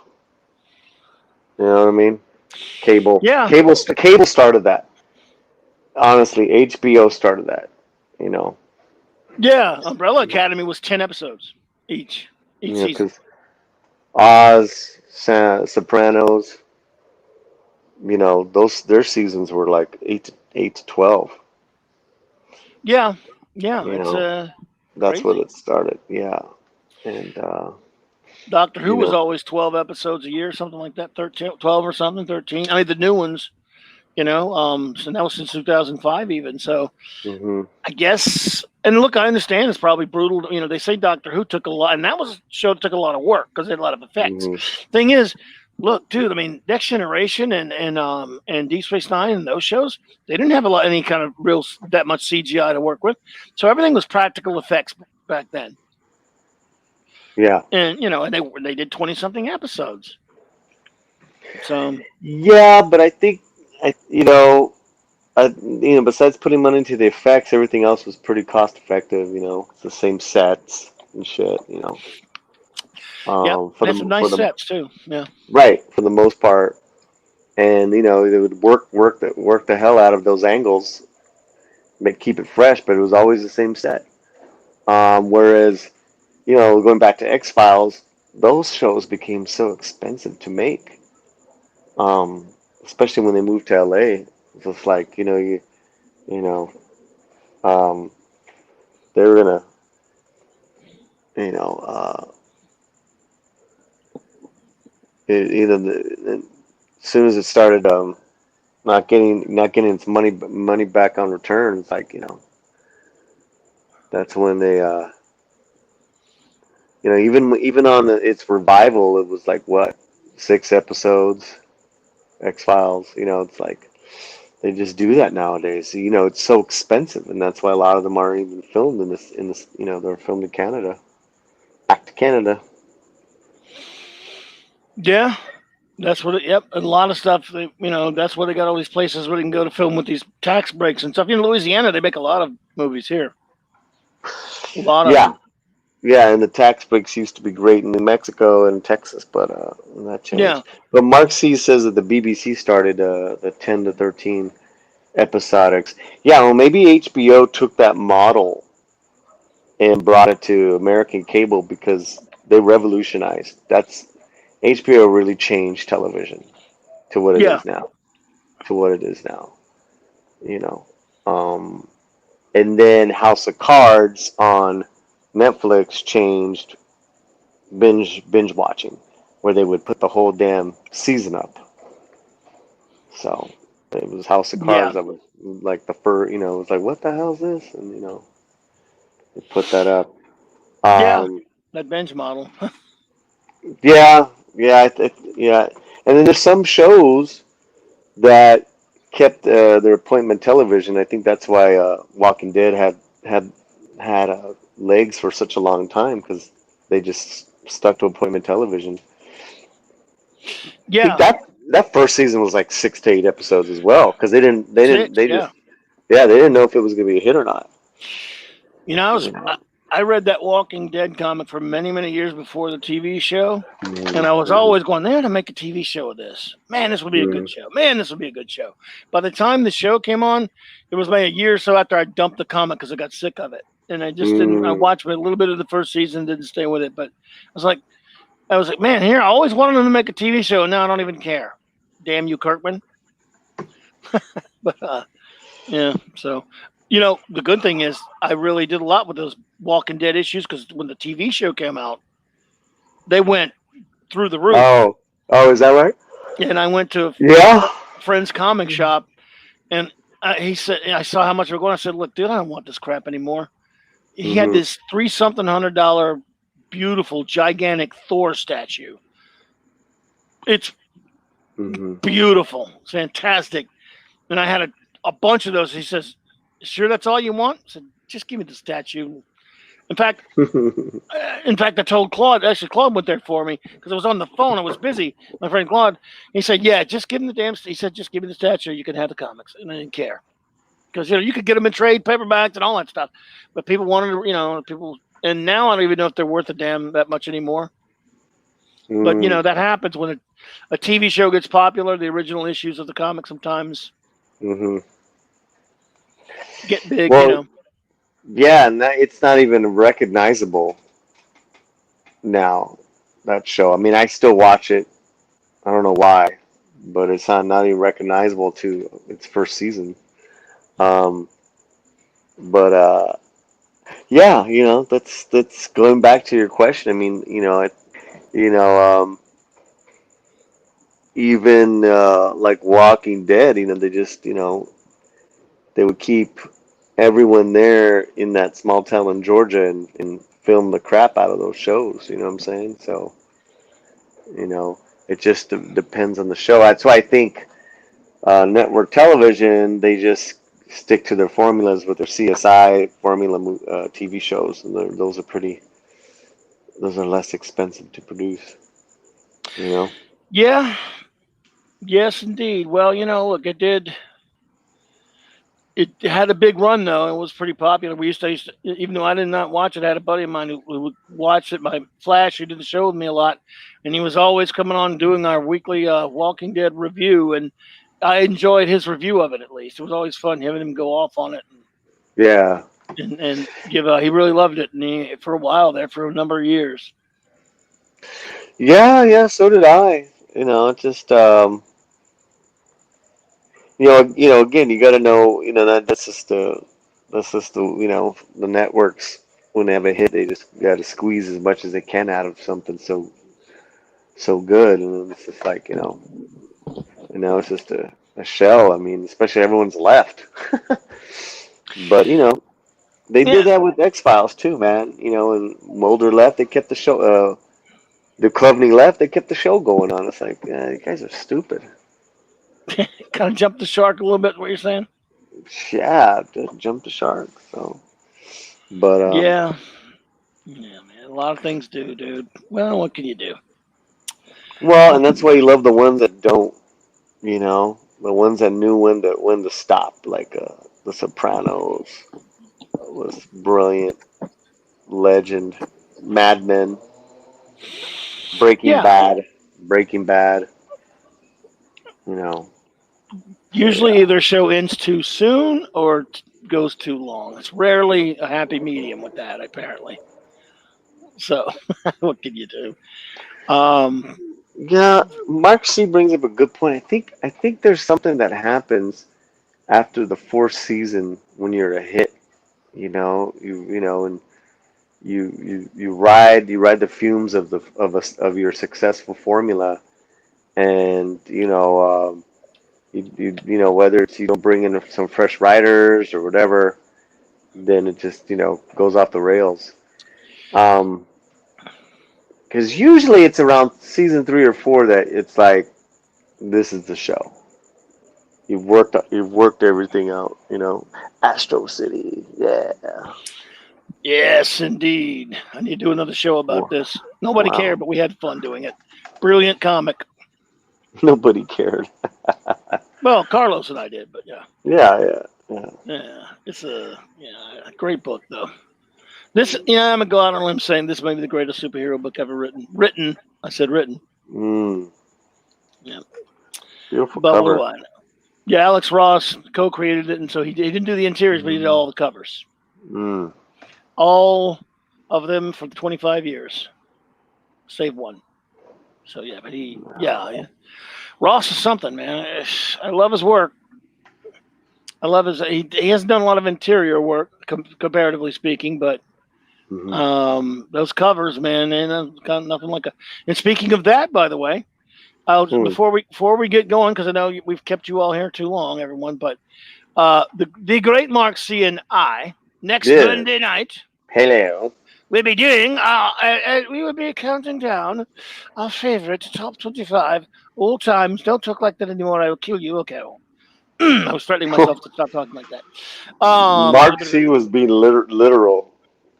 That's hilarious. Okay, I'm sorry, bro. I'm sorry. I'm go sorry. for it, I man. don't mean No, to go. cut.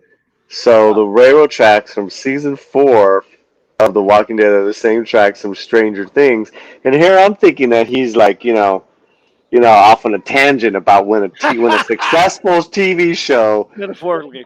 right, right, right, metaphorically, like hits it goes off the rails. But he's like, no, they're physically the same railroad tracks. But both work. They both are the same. Yeah, yeah, exactly. Mark C, you provided fodder, entertainment. You didn't even know it, brother. He always does. He's the man. He always helps. He always helps me out. He helps me remember shit a lot of times too.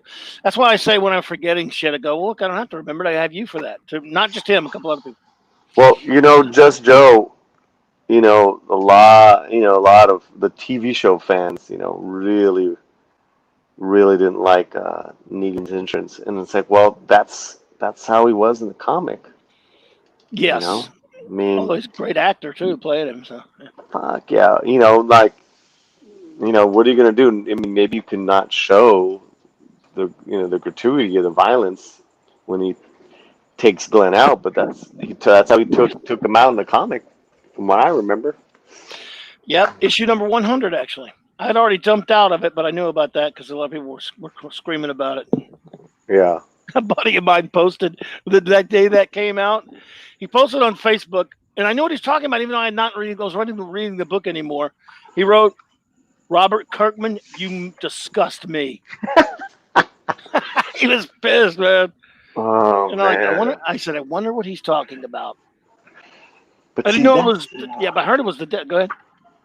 no, but that's the thing with the shit that we love, man. It's like we're so protective, We can, Yeah, guilty. I'm we guilty. get so connected, and it's just like, don't fuck with our people, man. Well, that's the geek. That's being a geek, man, and that's part of it. Yeah. That is part of being a geek, man. I like that part of it, even though. I mean, if you want to make the case that it maybe isn't all that good for you, you probably could, but that's a reality of being a geek. If you pardon me using that word and geek in the same sentence. But yeah, it's kind of you're right. That's why we love this stuff and it matters to us. Um, I mean, we it's don't, on the Latino side, we really don't touch on this stuff, right? I'm more about like, uh, culture, opinion, mhm. thought, occasional, fandom stuff, connectivity. But that's why I'm doing the X Files. That's why, Yeah, because that show for me, and that's why I connect so much with, with the Star Wars, stuff, you know. I kind of lost my train of thought for a second. Sorry, man. no. That's no, see. There's well, that's why I love talking the geek stuff because even if you a geek, and I love you. We use the term. A lot of people say, "Why do you guys have a geek?" It's not. It's not an insult. It's just a term of endearment in a sense. It's been co-opted by people. We, affectionately, ironically refer to ourselves as geeks. But a geek will knows another geek. You could be totally into a particular thing I know nothing about, and you Hmm. could talk about it for 10 minutes, and I can vibe that you know what you're talking about because you have the passion about it and you can tell I can tell you love it. And whether we agree or we can totally disagree on that thing and still get where the other one is coming from because we have something we love just as much. And these things are part of our imagination, man. I know what I was. I know what I was. You know, Yeah, go you're for it. absolutely right. I think that's why I'm such a Cobra Kai fan, Hmm. because it took care of the geek part of me of Karate Kid, the original Karate Kid, that I loved so much. Um, and there was like, have you seen the show yet? I've seen the first season, not second. I plan to watch it soon. Yeah, there's that perfect amount of retro. There's that perfect amount of where our old characters are in the present, and then that new amount, that other amount of the new characters in starting to care for them. They're not shoved down our throats like KK's Star Wars. You know what I'm Yeah, saying? And then not only shoved down our throats, but then she totally shits on Han Solo and Luke Skywalker. Princess Leia, I'll give her a pass because she passed away.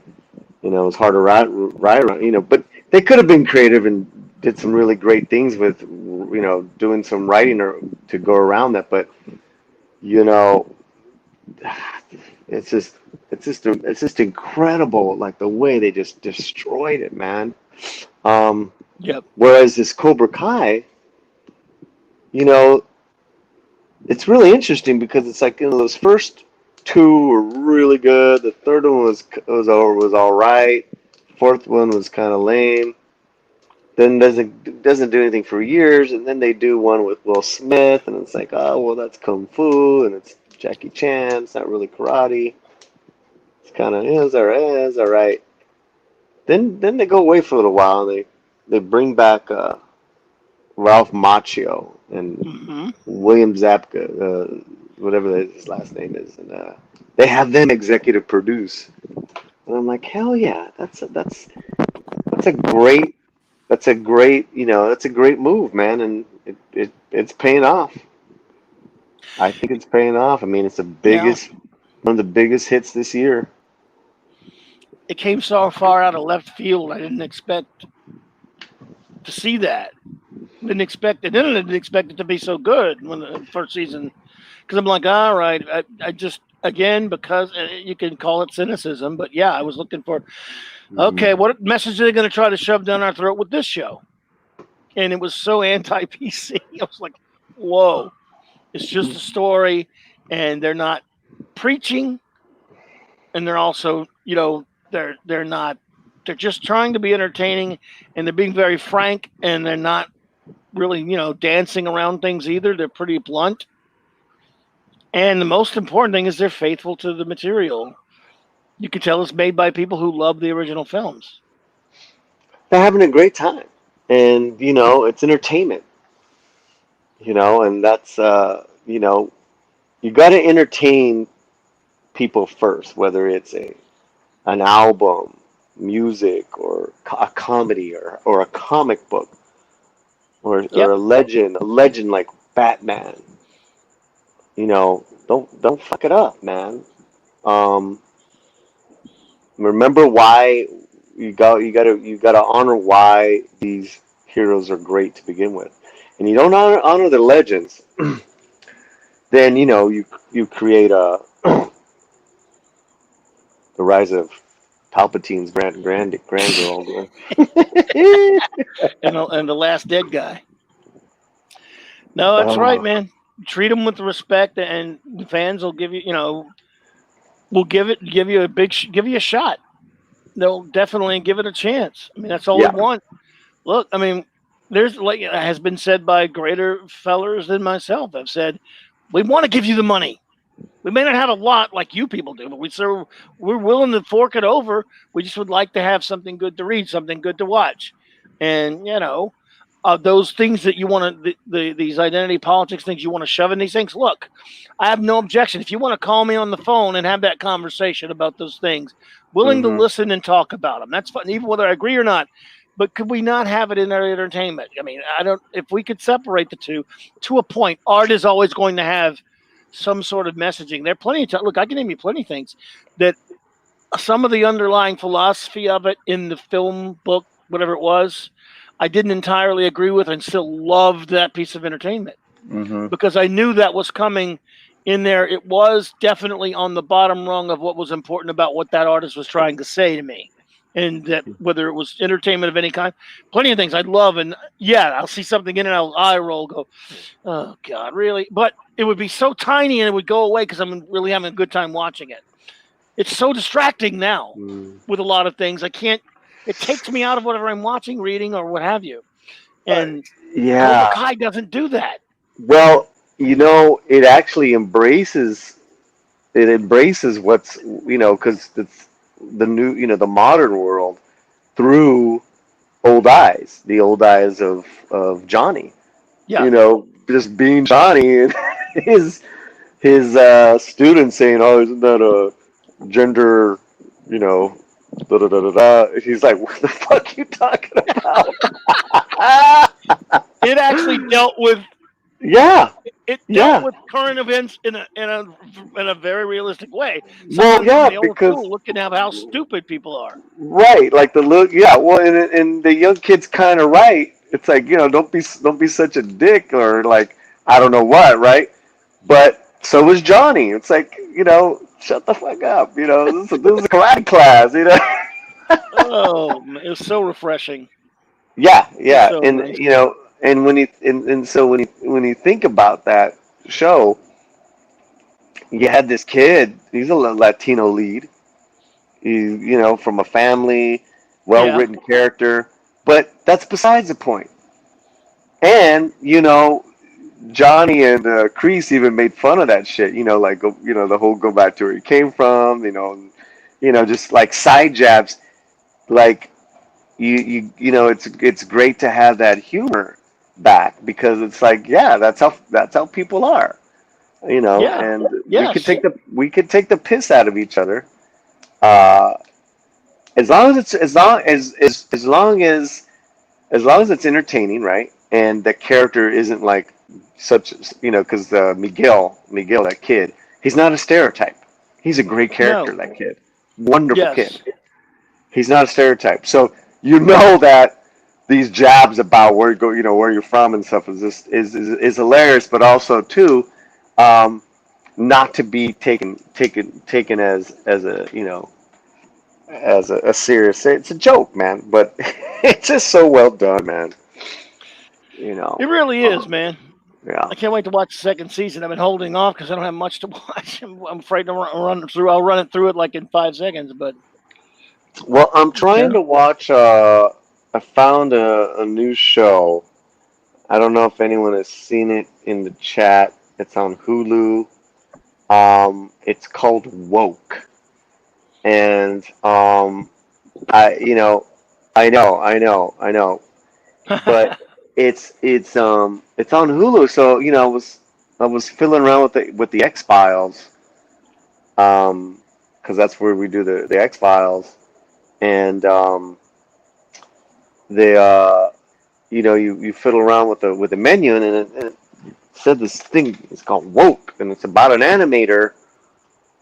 It's a comedy, and it you know, deals with identity and culture in a different way.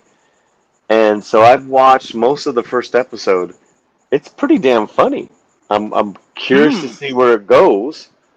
It's not what we think it is by the title, and the lead guy is a cartoon.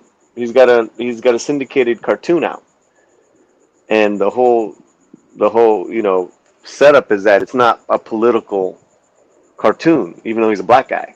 It's just funny, and it's about uh, a character that's bread and a character that's butter.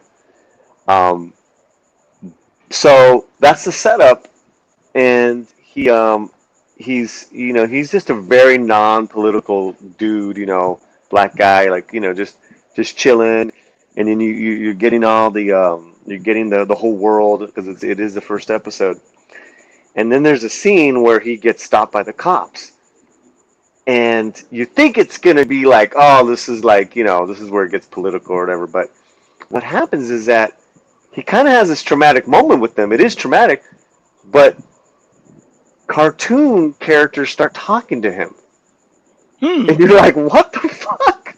Weird. I'm like, oh, this is different. Like, I really like. Okay, I'm gonna give it a shot.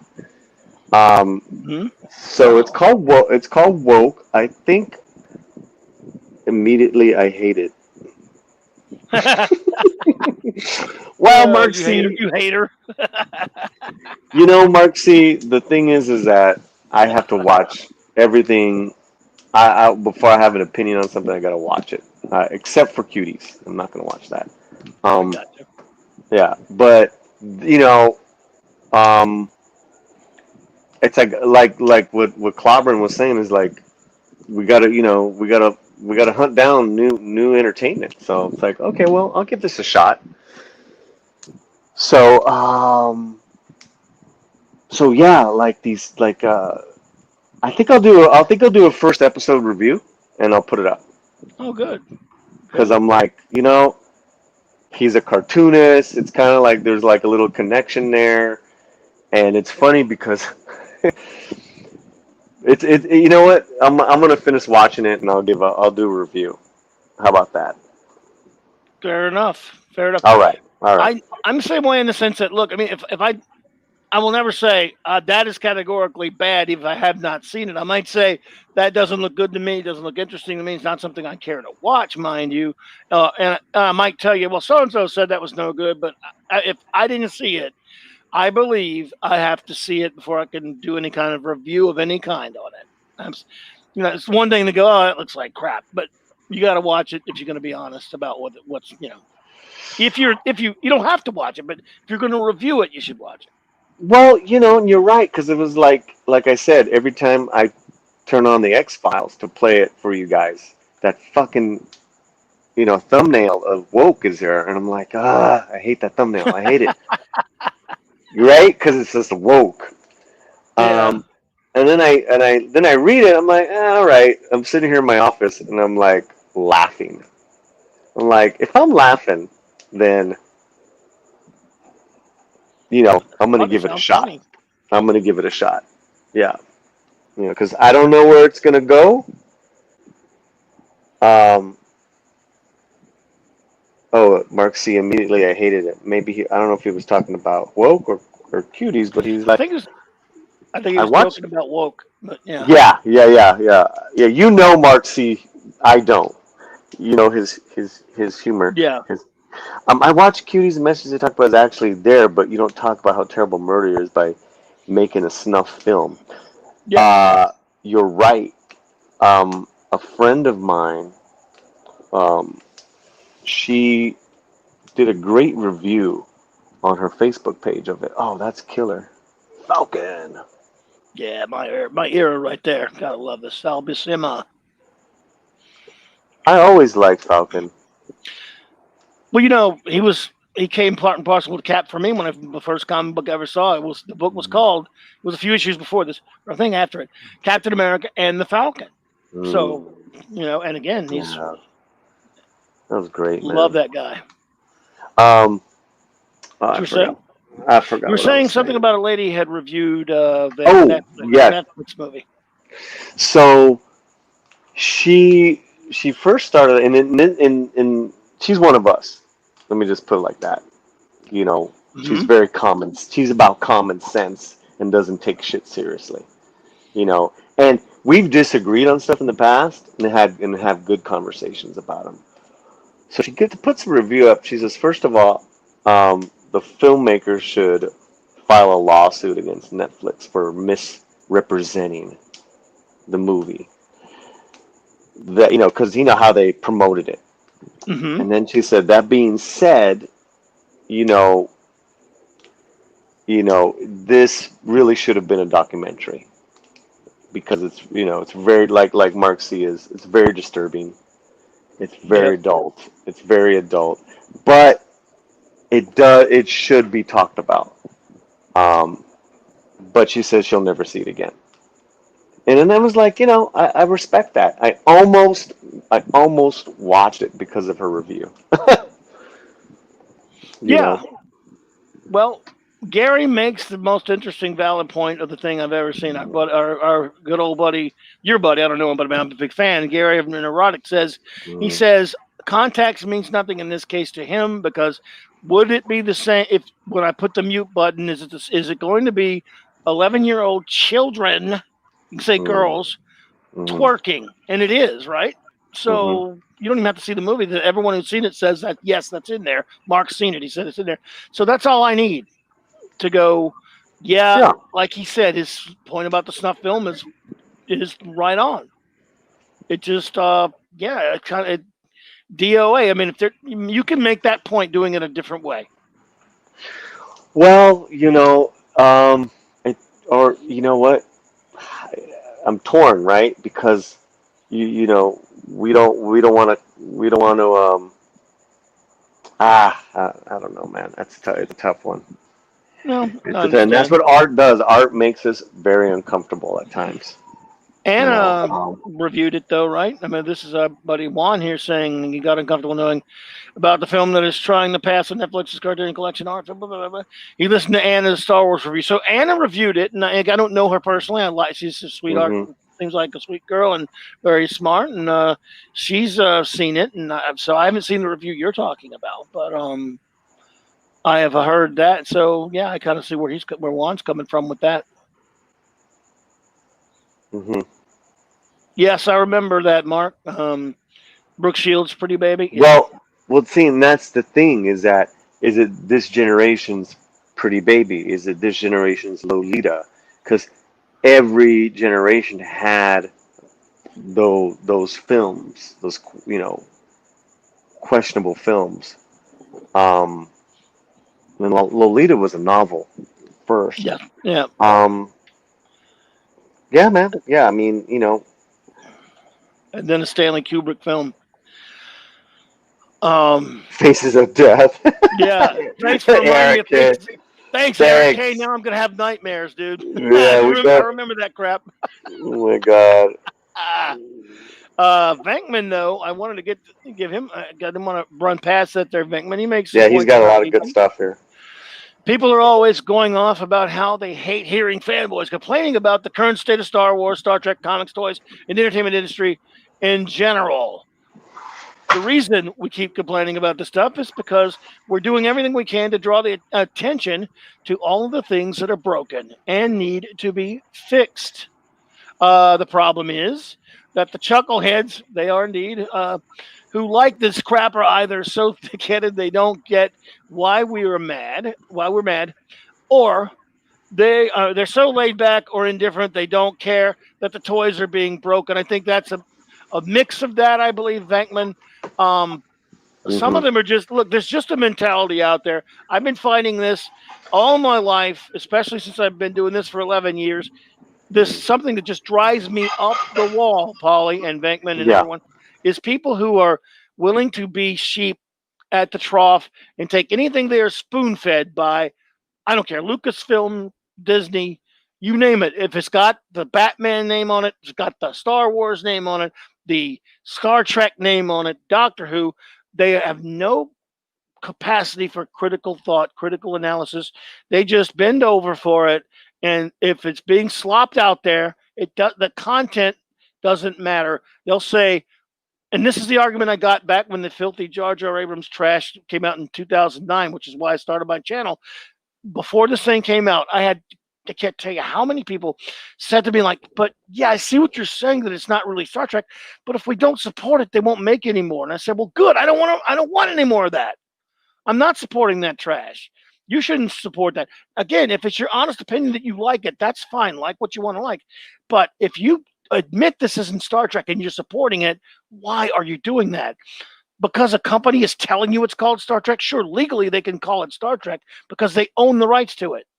Doesn't make it actually faithful to Star Trek and what Star Trek is.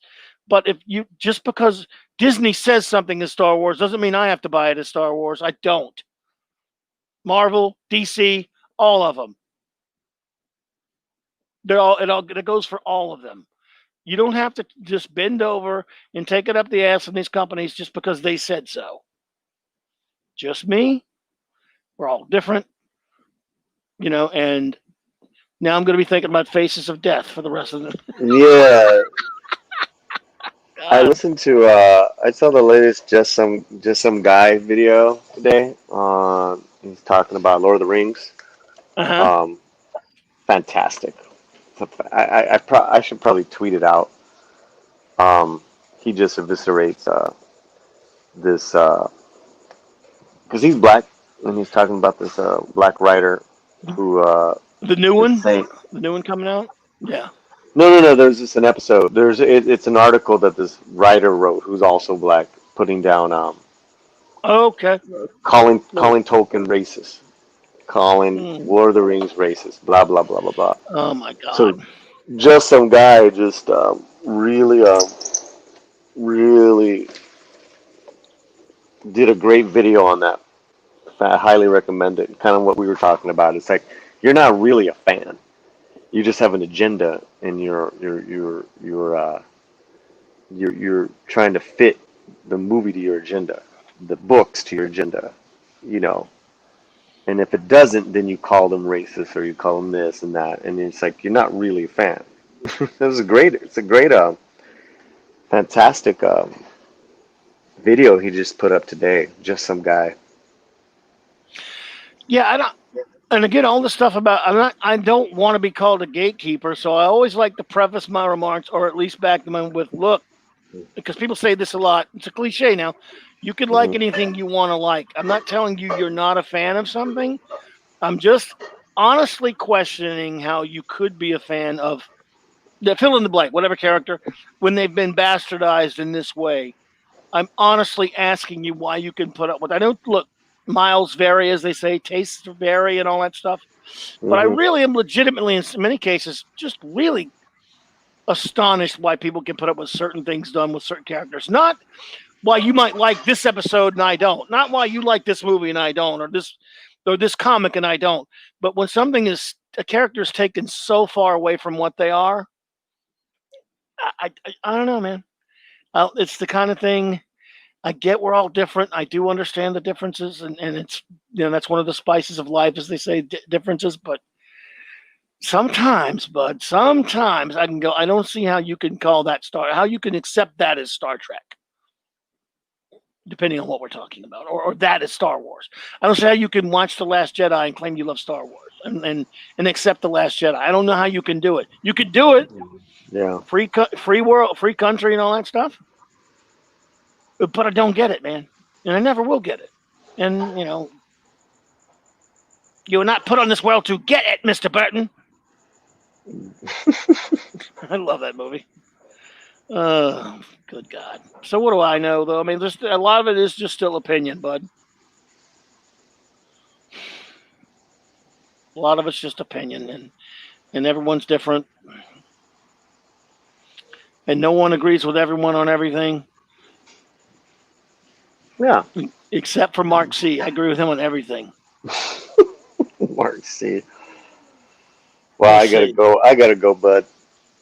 All right, we're gonna wrap it up, or yeah, man, I'm about to wrap if you up. don't have to, don't don't stop on my account. No, I got account. you, dude.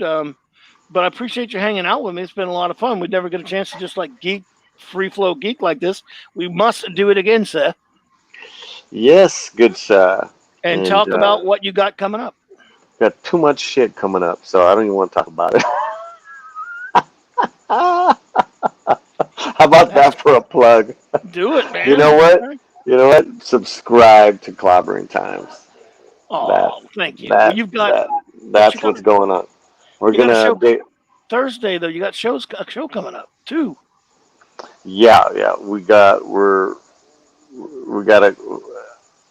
a live show Thursday night, 4 p.m. in Pacific Standard Time, and we're going to be celebrating and praising Kai's new book. It releases and drops on Amazon the same day. We've got some great YouTube creators stopping on by the show to give Kai some props. Mexican Iron Man's mad at me because I think I've overbooked.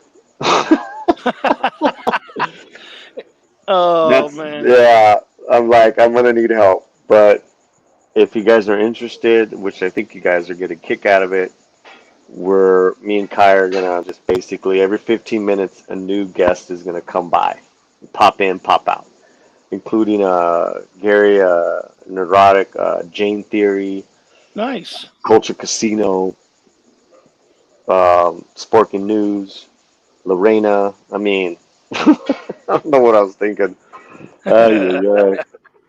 Oh man, well, and yeah, this Thursday night. Will you need help with some wrenching there? Yeah, I've done it once. I promise I won't screw it up like I did last time. Yes, please help me. I will be there for you, bro. I will try not to mess it up like I did too bad last time. But I enjoyed it. It was the first time I'd ever done that.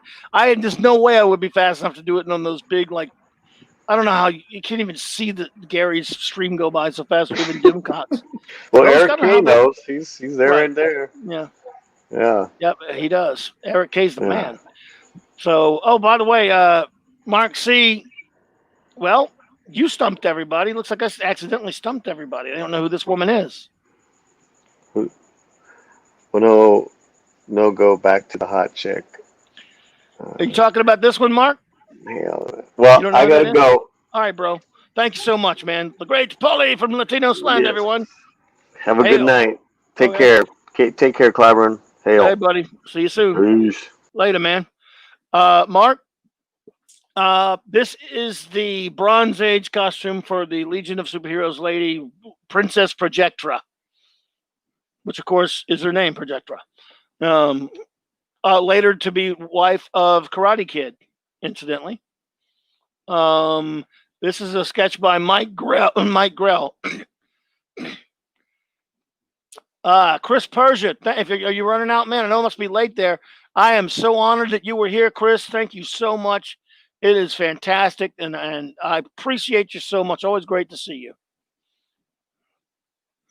But yes, that's a Mike Grell sketch of a character he drew. He designed that costume for her back in the 70s. One of my favorite eras of the Legion was Grell's Legion, and so yeah, I love that one. Venkman. I want to go back to what Venkman was talking about a little bit before we'll get moving in a second. But people have this weird prime directive non-interference attitude when it comes to pop culture. Come to the pop culture. They think that we should just stop complaining and let them tell the stories they want. Yeah, that's Venkman. I don't get these people. Why can't look? Don't get me wrong. If you want to sit there and take it, you can. Anyone who doesn't want us, but I can't stand the fuckers who tell you to shut up and just accept it. Just take it up the ass from these people. Don't complain. Screw them. Make your own decisions. If you want to watch that crap, do that stuff, go for it. But I'm going to bitch about it because these are characters I've grown up loving all of my life in many of these cases. I've loved Star Trek forever. I'm going to bitch when they screw it up. I've loved Marvel and DC comic books forever. I'm going to bitch about it.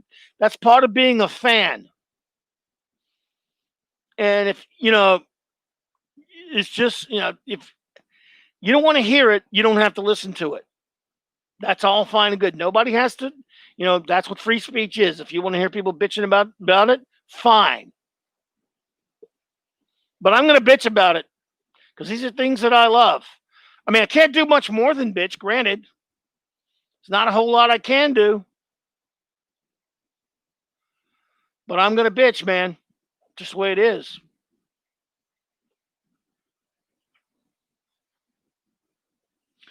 But the story, the story ruins everything beyond repair. And, I've been putting up with them ruining everything beyond repair for the things I love, Venkman, since the 80s, really, with comic book revisionism. And it's just recently, the past decade or so that they started fiddling with and destroying the other things I love, like Star Trek and Star Wars and Doctor Who and other things. And like I said, nobody has to listen to you, but you have the right to bitch about it. And again, I use the term bitch loosely. It's complaining, yes, but it's also some constructive criticism because we're saying, look, the fans are paying customers. The fans are paying customers. Too right, Mark. Without respect, we reject. Thank you, Juan R. Appreciate that. And look, it's not like I'm saying people aren't. Here's the thing: these people get this knee-jerk reaction if you're complaining about something that you're trying to tell them they can't watch it, read it, or what have you. Nobody's saying that. Do whatever the fuck you want. You can watch whatever the fuck you want and read whatever the fuck you want. But you're the ones, when you say, don't bitch about it, shut up, stop reading, you're the ones trying to tell us what to do. And you can suck it because we're not going to stop. We're never going to stop. Yeah, I've been ranting and raving about this shit like a madman for decades. 11 years on Blog Talk Radio, and now I'm here, I'm doing it. And I'm so glad. I cannot tell you how happy I am that there are so many people out there like Doomcock, Gary, and all the Fandom Menace doing this. Because I'm nobody, nothing. No one's going to hear me. People are hearing them, and that is fantastic. It makes me so happy. You have no idea how happy I am to know that I'm not alone in this. And we should all be happy about that. That we're not alone in defending the things that we love. Because, there's a lot that I pretty much thought I was. I knew there were other people, but I didn't know there were this many people all over the place. I knew my circle of friends got it. I didn't like all this bullshit that's happening to the things we love. But up until very recently, when I started seeing all these great people on YouTube and in the Fandom Menace, I did not have any idea that we, and I mean we, had that kind of a voice.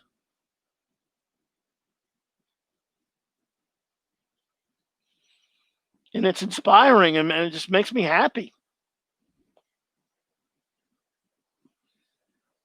that all wasn't for nothing now. Remember that great episode of Batman the Animated Series with the gray ghost, Adam West doing the voice? One of my favorite takeaways from that's one of my favorite episodes. One of my favorite takeaways from that was, this guy was a down on his luck actor. He got stereotyped. It dealt with all those things about stereotypical actors, being typecast, and they can't really, do much with their career. And he hated the gray ghost in a way. He sold all of his stuff. He hated what it caused him and everything, what he felt like it caused him, and he didn't have an acting career after that. And when he meets Batman and finds out that he was Batman's hero and Batman's inspiration, one of his inspirations, I love the scene where he says, if I'd known all along, I'm paraphrasing, I'm forgetting, but if I only knew that what I did, it inspired you, talking to Batman, it just all seems worth it now. Mark C., that's my favorite episode too. I could hear that music right now, the Gray Ghost. The Gray Ghost. And when he realizes that he was an inspiration for Batman, how good it makes him feel. God, what a great episode. And when I found out not too long ago, past couple of years, that there were guys like Doomcock and Gary and world-class bullshitters and, Midnight's Edge After Dark and Mahler and those guys and Critical Drinker. And, man, there's all these great YouTubers doing this stuff on a bigger platform. Mine's a nothing platform, and I'll never be what those guys are. I don't care. I'm glad somebody is doing it. Thank God somebody's doing it. I love what those people do. And so, hey, and there are a lot of us just getting started out that are just, just so glad this is happening. I should have listened. I should have come up with this format a long time ago. It's so much nicer. It's such a nicer place than Blog Talk Radio. But anyway, join us, my friends, a week from tonight. My good buddy Mark C., the great Mark C., as we call him, and I will be counting down our top 25 favorite, all-time favorite comic book covers. Eric K., yes, Comics Division. He's a real cool dude. I like him. I try to go to the streams when I can. Very nice guy. And of course, I love Friday Night Tights. Is fantastic. I love Friday Night Tights and I love Doomcock. It's so tough for me to listen. There's Mr. I Told You So. My son told me so. I don't remember you ever saying it, Mark, but if you say you did, I'll trust you.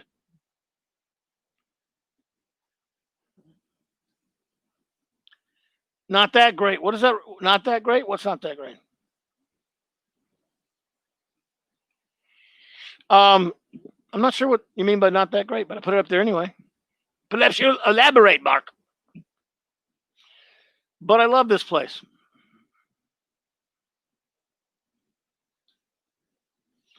And we will pick our favorite. Oh, that. I know it now. I finally got it, Mark. I'm slow, dude. And I'm old, man. I finally caught you. Sorry, never mind. I'm a friggin' idiot. Oh, shit. Anyway, look. Hey, I think you're great, man. And you get no say in the matter. Doomcock and Gary have proclaimed you great, sir. So you cannot deny your greatness. We will not allow it. But, we appreciate you, brother. But, hey, thank you so much, everyone, for being here tonight. Again, next week, comic book covers. In fact, another reason you're great, Mark, you said you had no problem picking your covers. Dude, I can't. It's good. I could pick 25,000 great covers. So narrowing it to 25, I love the challenge of it. I'm going to do it. But, man, there are a lot of great comic book covers, buddy. Well, you know that. Eric, it was great. All of us, for the most part, we do not have to agree to get along and listen to everyone's point and still feel the love. That is so true, Eric. It's a great community, man. It's fantastic. Such great, nice people just over the past few months that I've met and run into. So many wonderful people. And I want to say again, Eric K., of course, you're the man. I'm always honored when you're here, sir. And I've been on a couple streams with you. I just appreciate you so much. I hope you're doing well and doing great out there. The great Chris Persian was here again, the master of the wrenches. Thank you so much. Juan R., I'm honored that you were here. Thank you so much. The great Jobber, Just Joe 47. Another old friend there. I appreciate you being here. Everyone else who popped in. The great Paulie for being with me, of course. And tomorrow at 2 p.m. talking Star Wars with the wonderful Stephanie Janizek. And Stephanie and I will just basically talk a little of the new news coming out of Star Wars and things like that. She's got a lot of great takes on it, a lot of great news. And please look in the descriptions below for a lot of friends channels that I have down there. And please take a look, check them all out because I got them there. And well, I guess it is time to disappear. I want to thank you all for being here tonight. And again, shout out to the great Stone Loki of Loki's Mornings of Mischief for my wonderful new intro outro this here. Take care, everyone. Have a great night. Thank you for hanging with me. Later.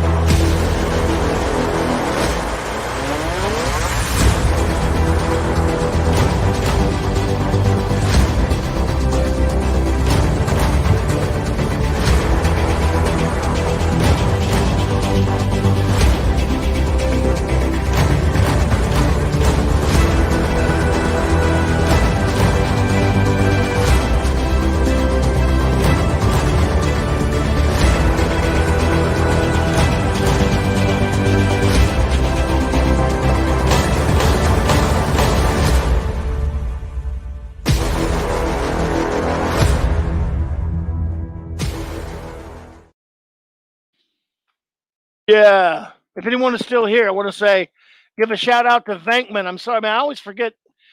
Man, I'm old. If you're hearing this still, Vankman, thank you for all your input. And I really appreciate you hanging out with us, man. I hope you will come back. Hope you'll all come back. And if I forgot anyone else, just remember I'm an old dumbass. Thank you so much, everyone. Take care.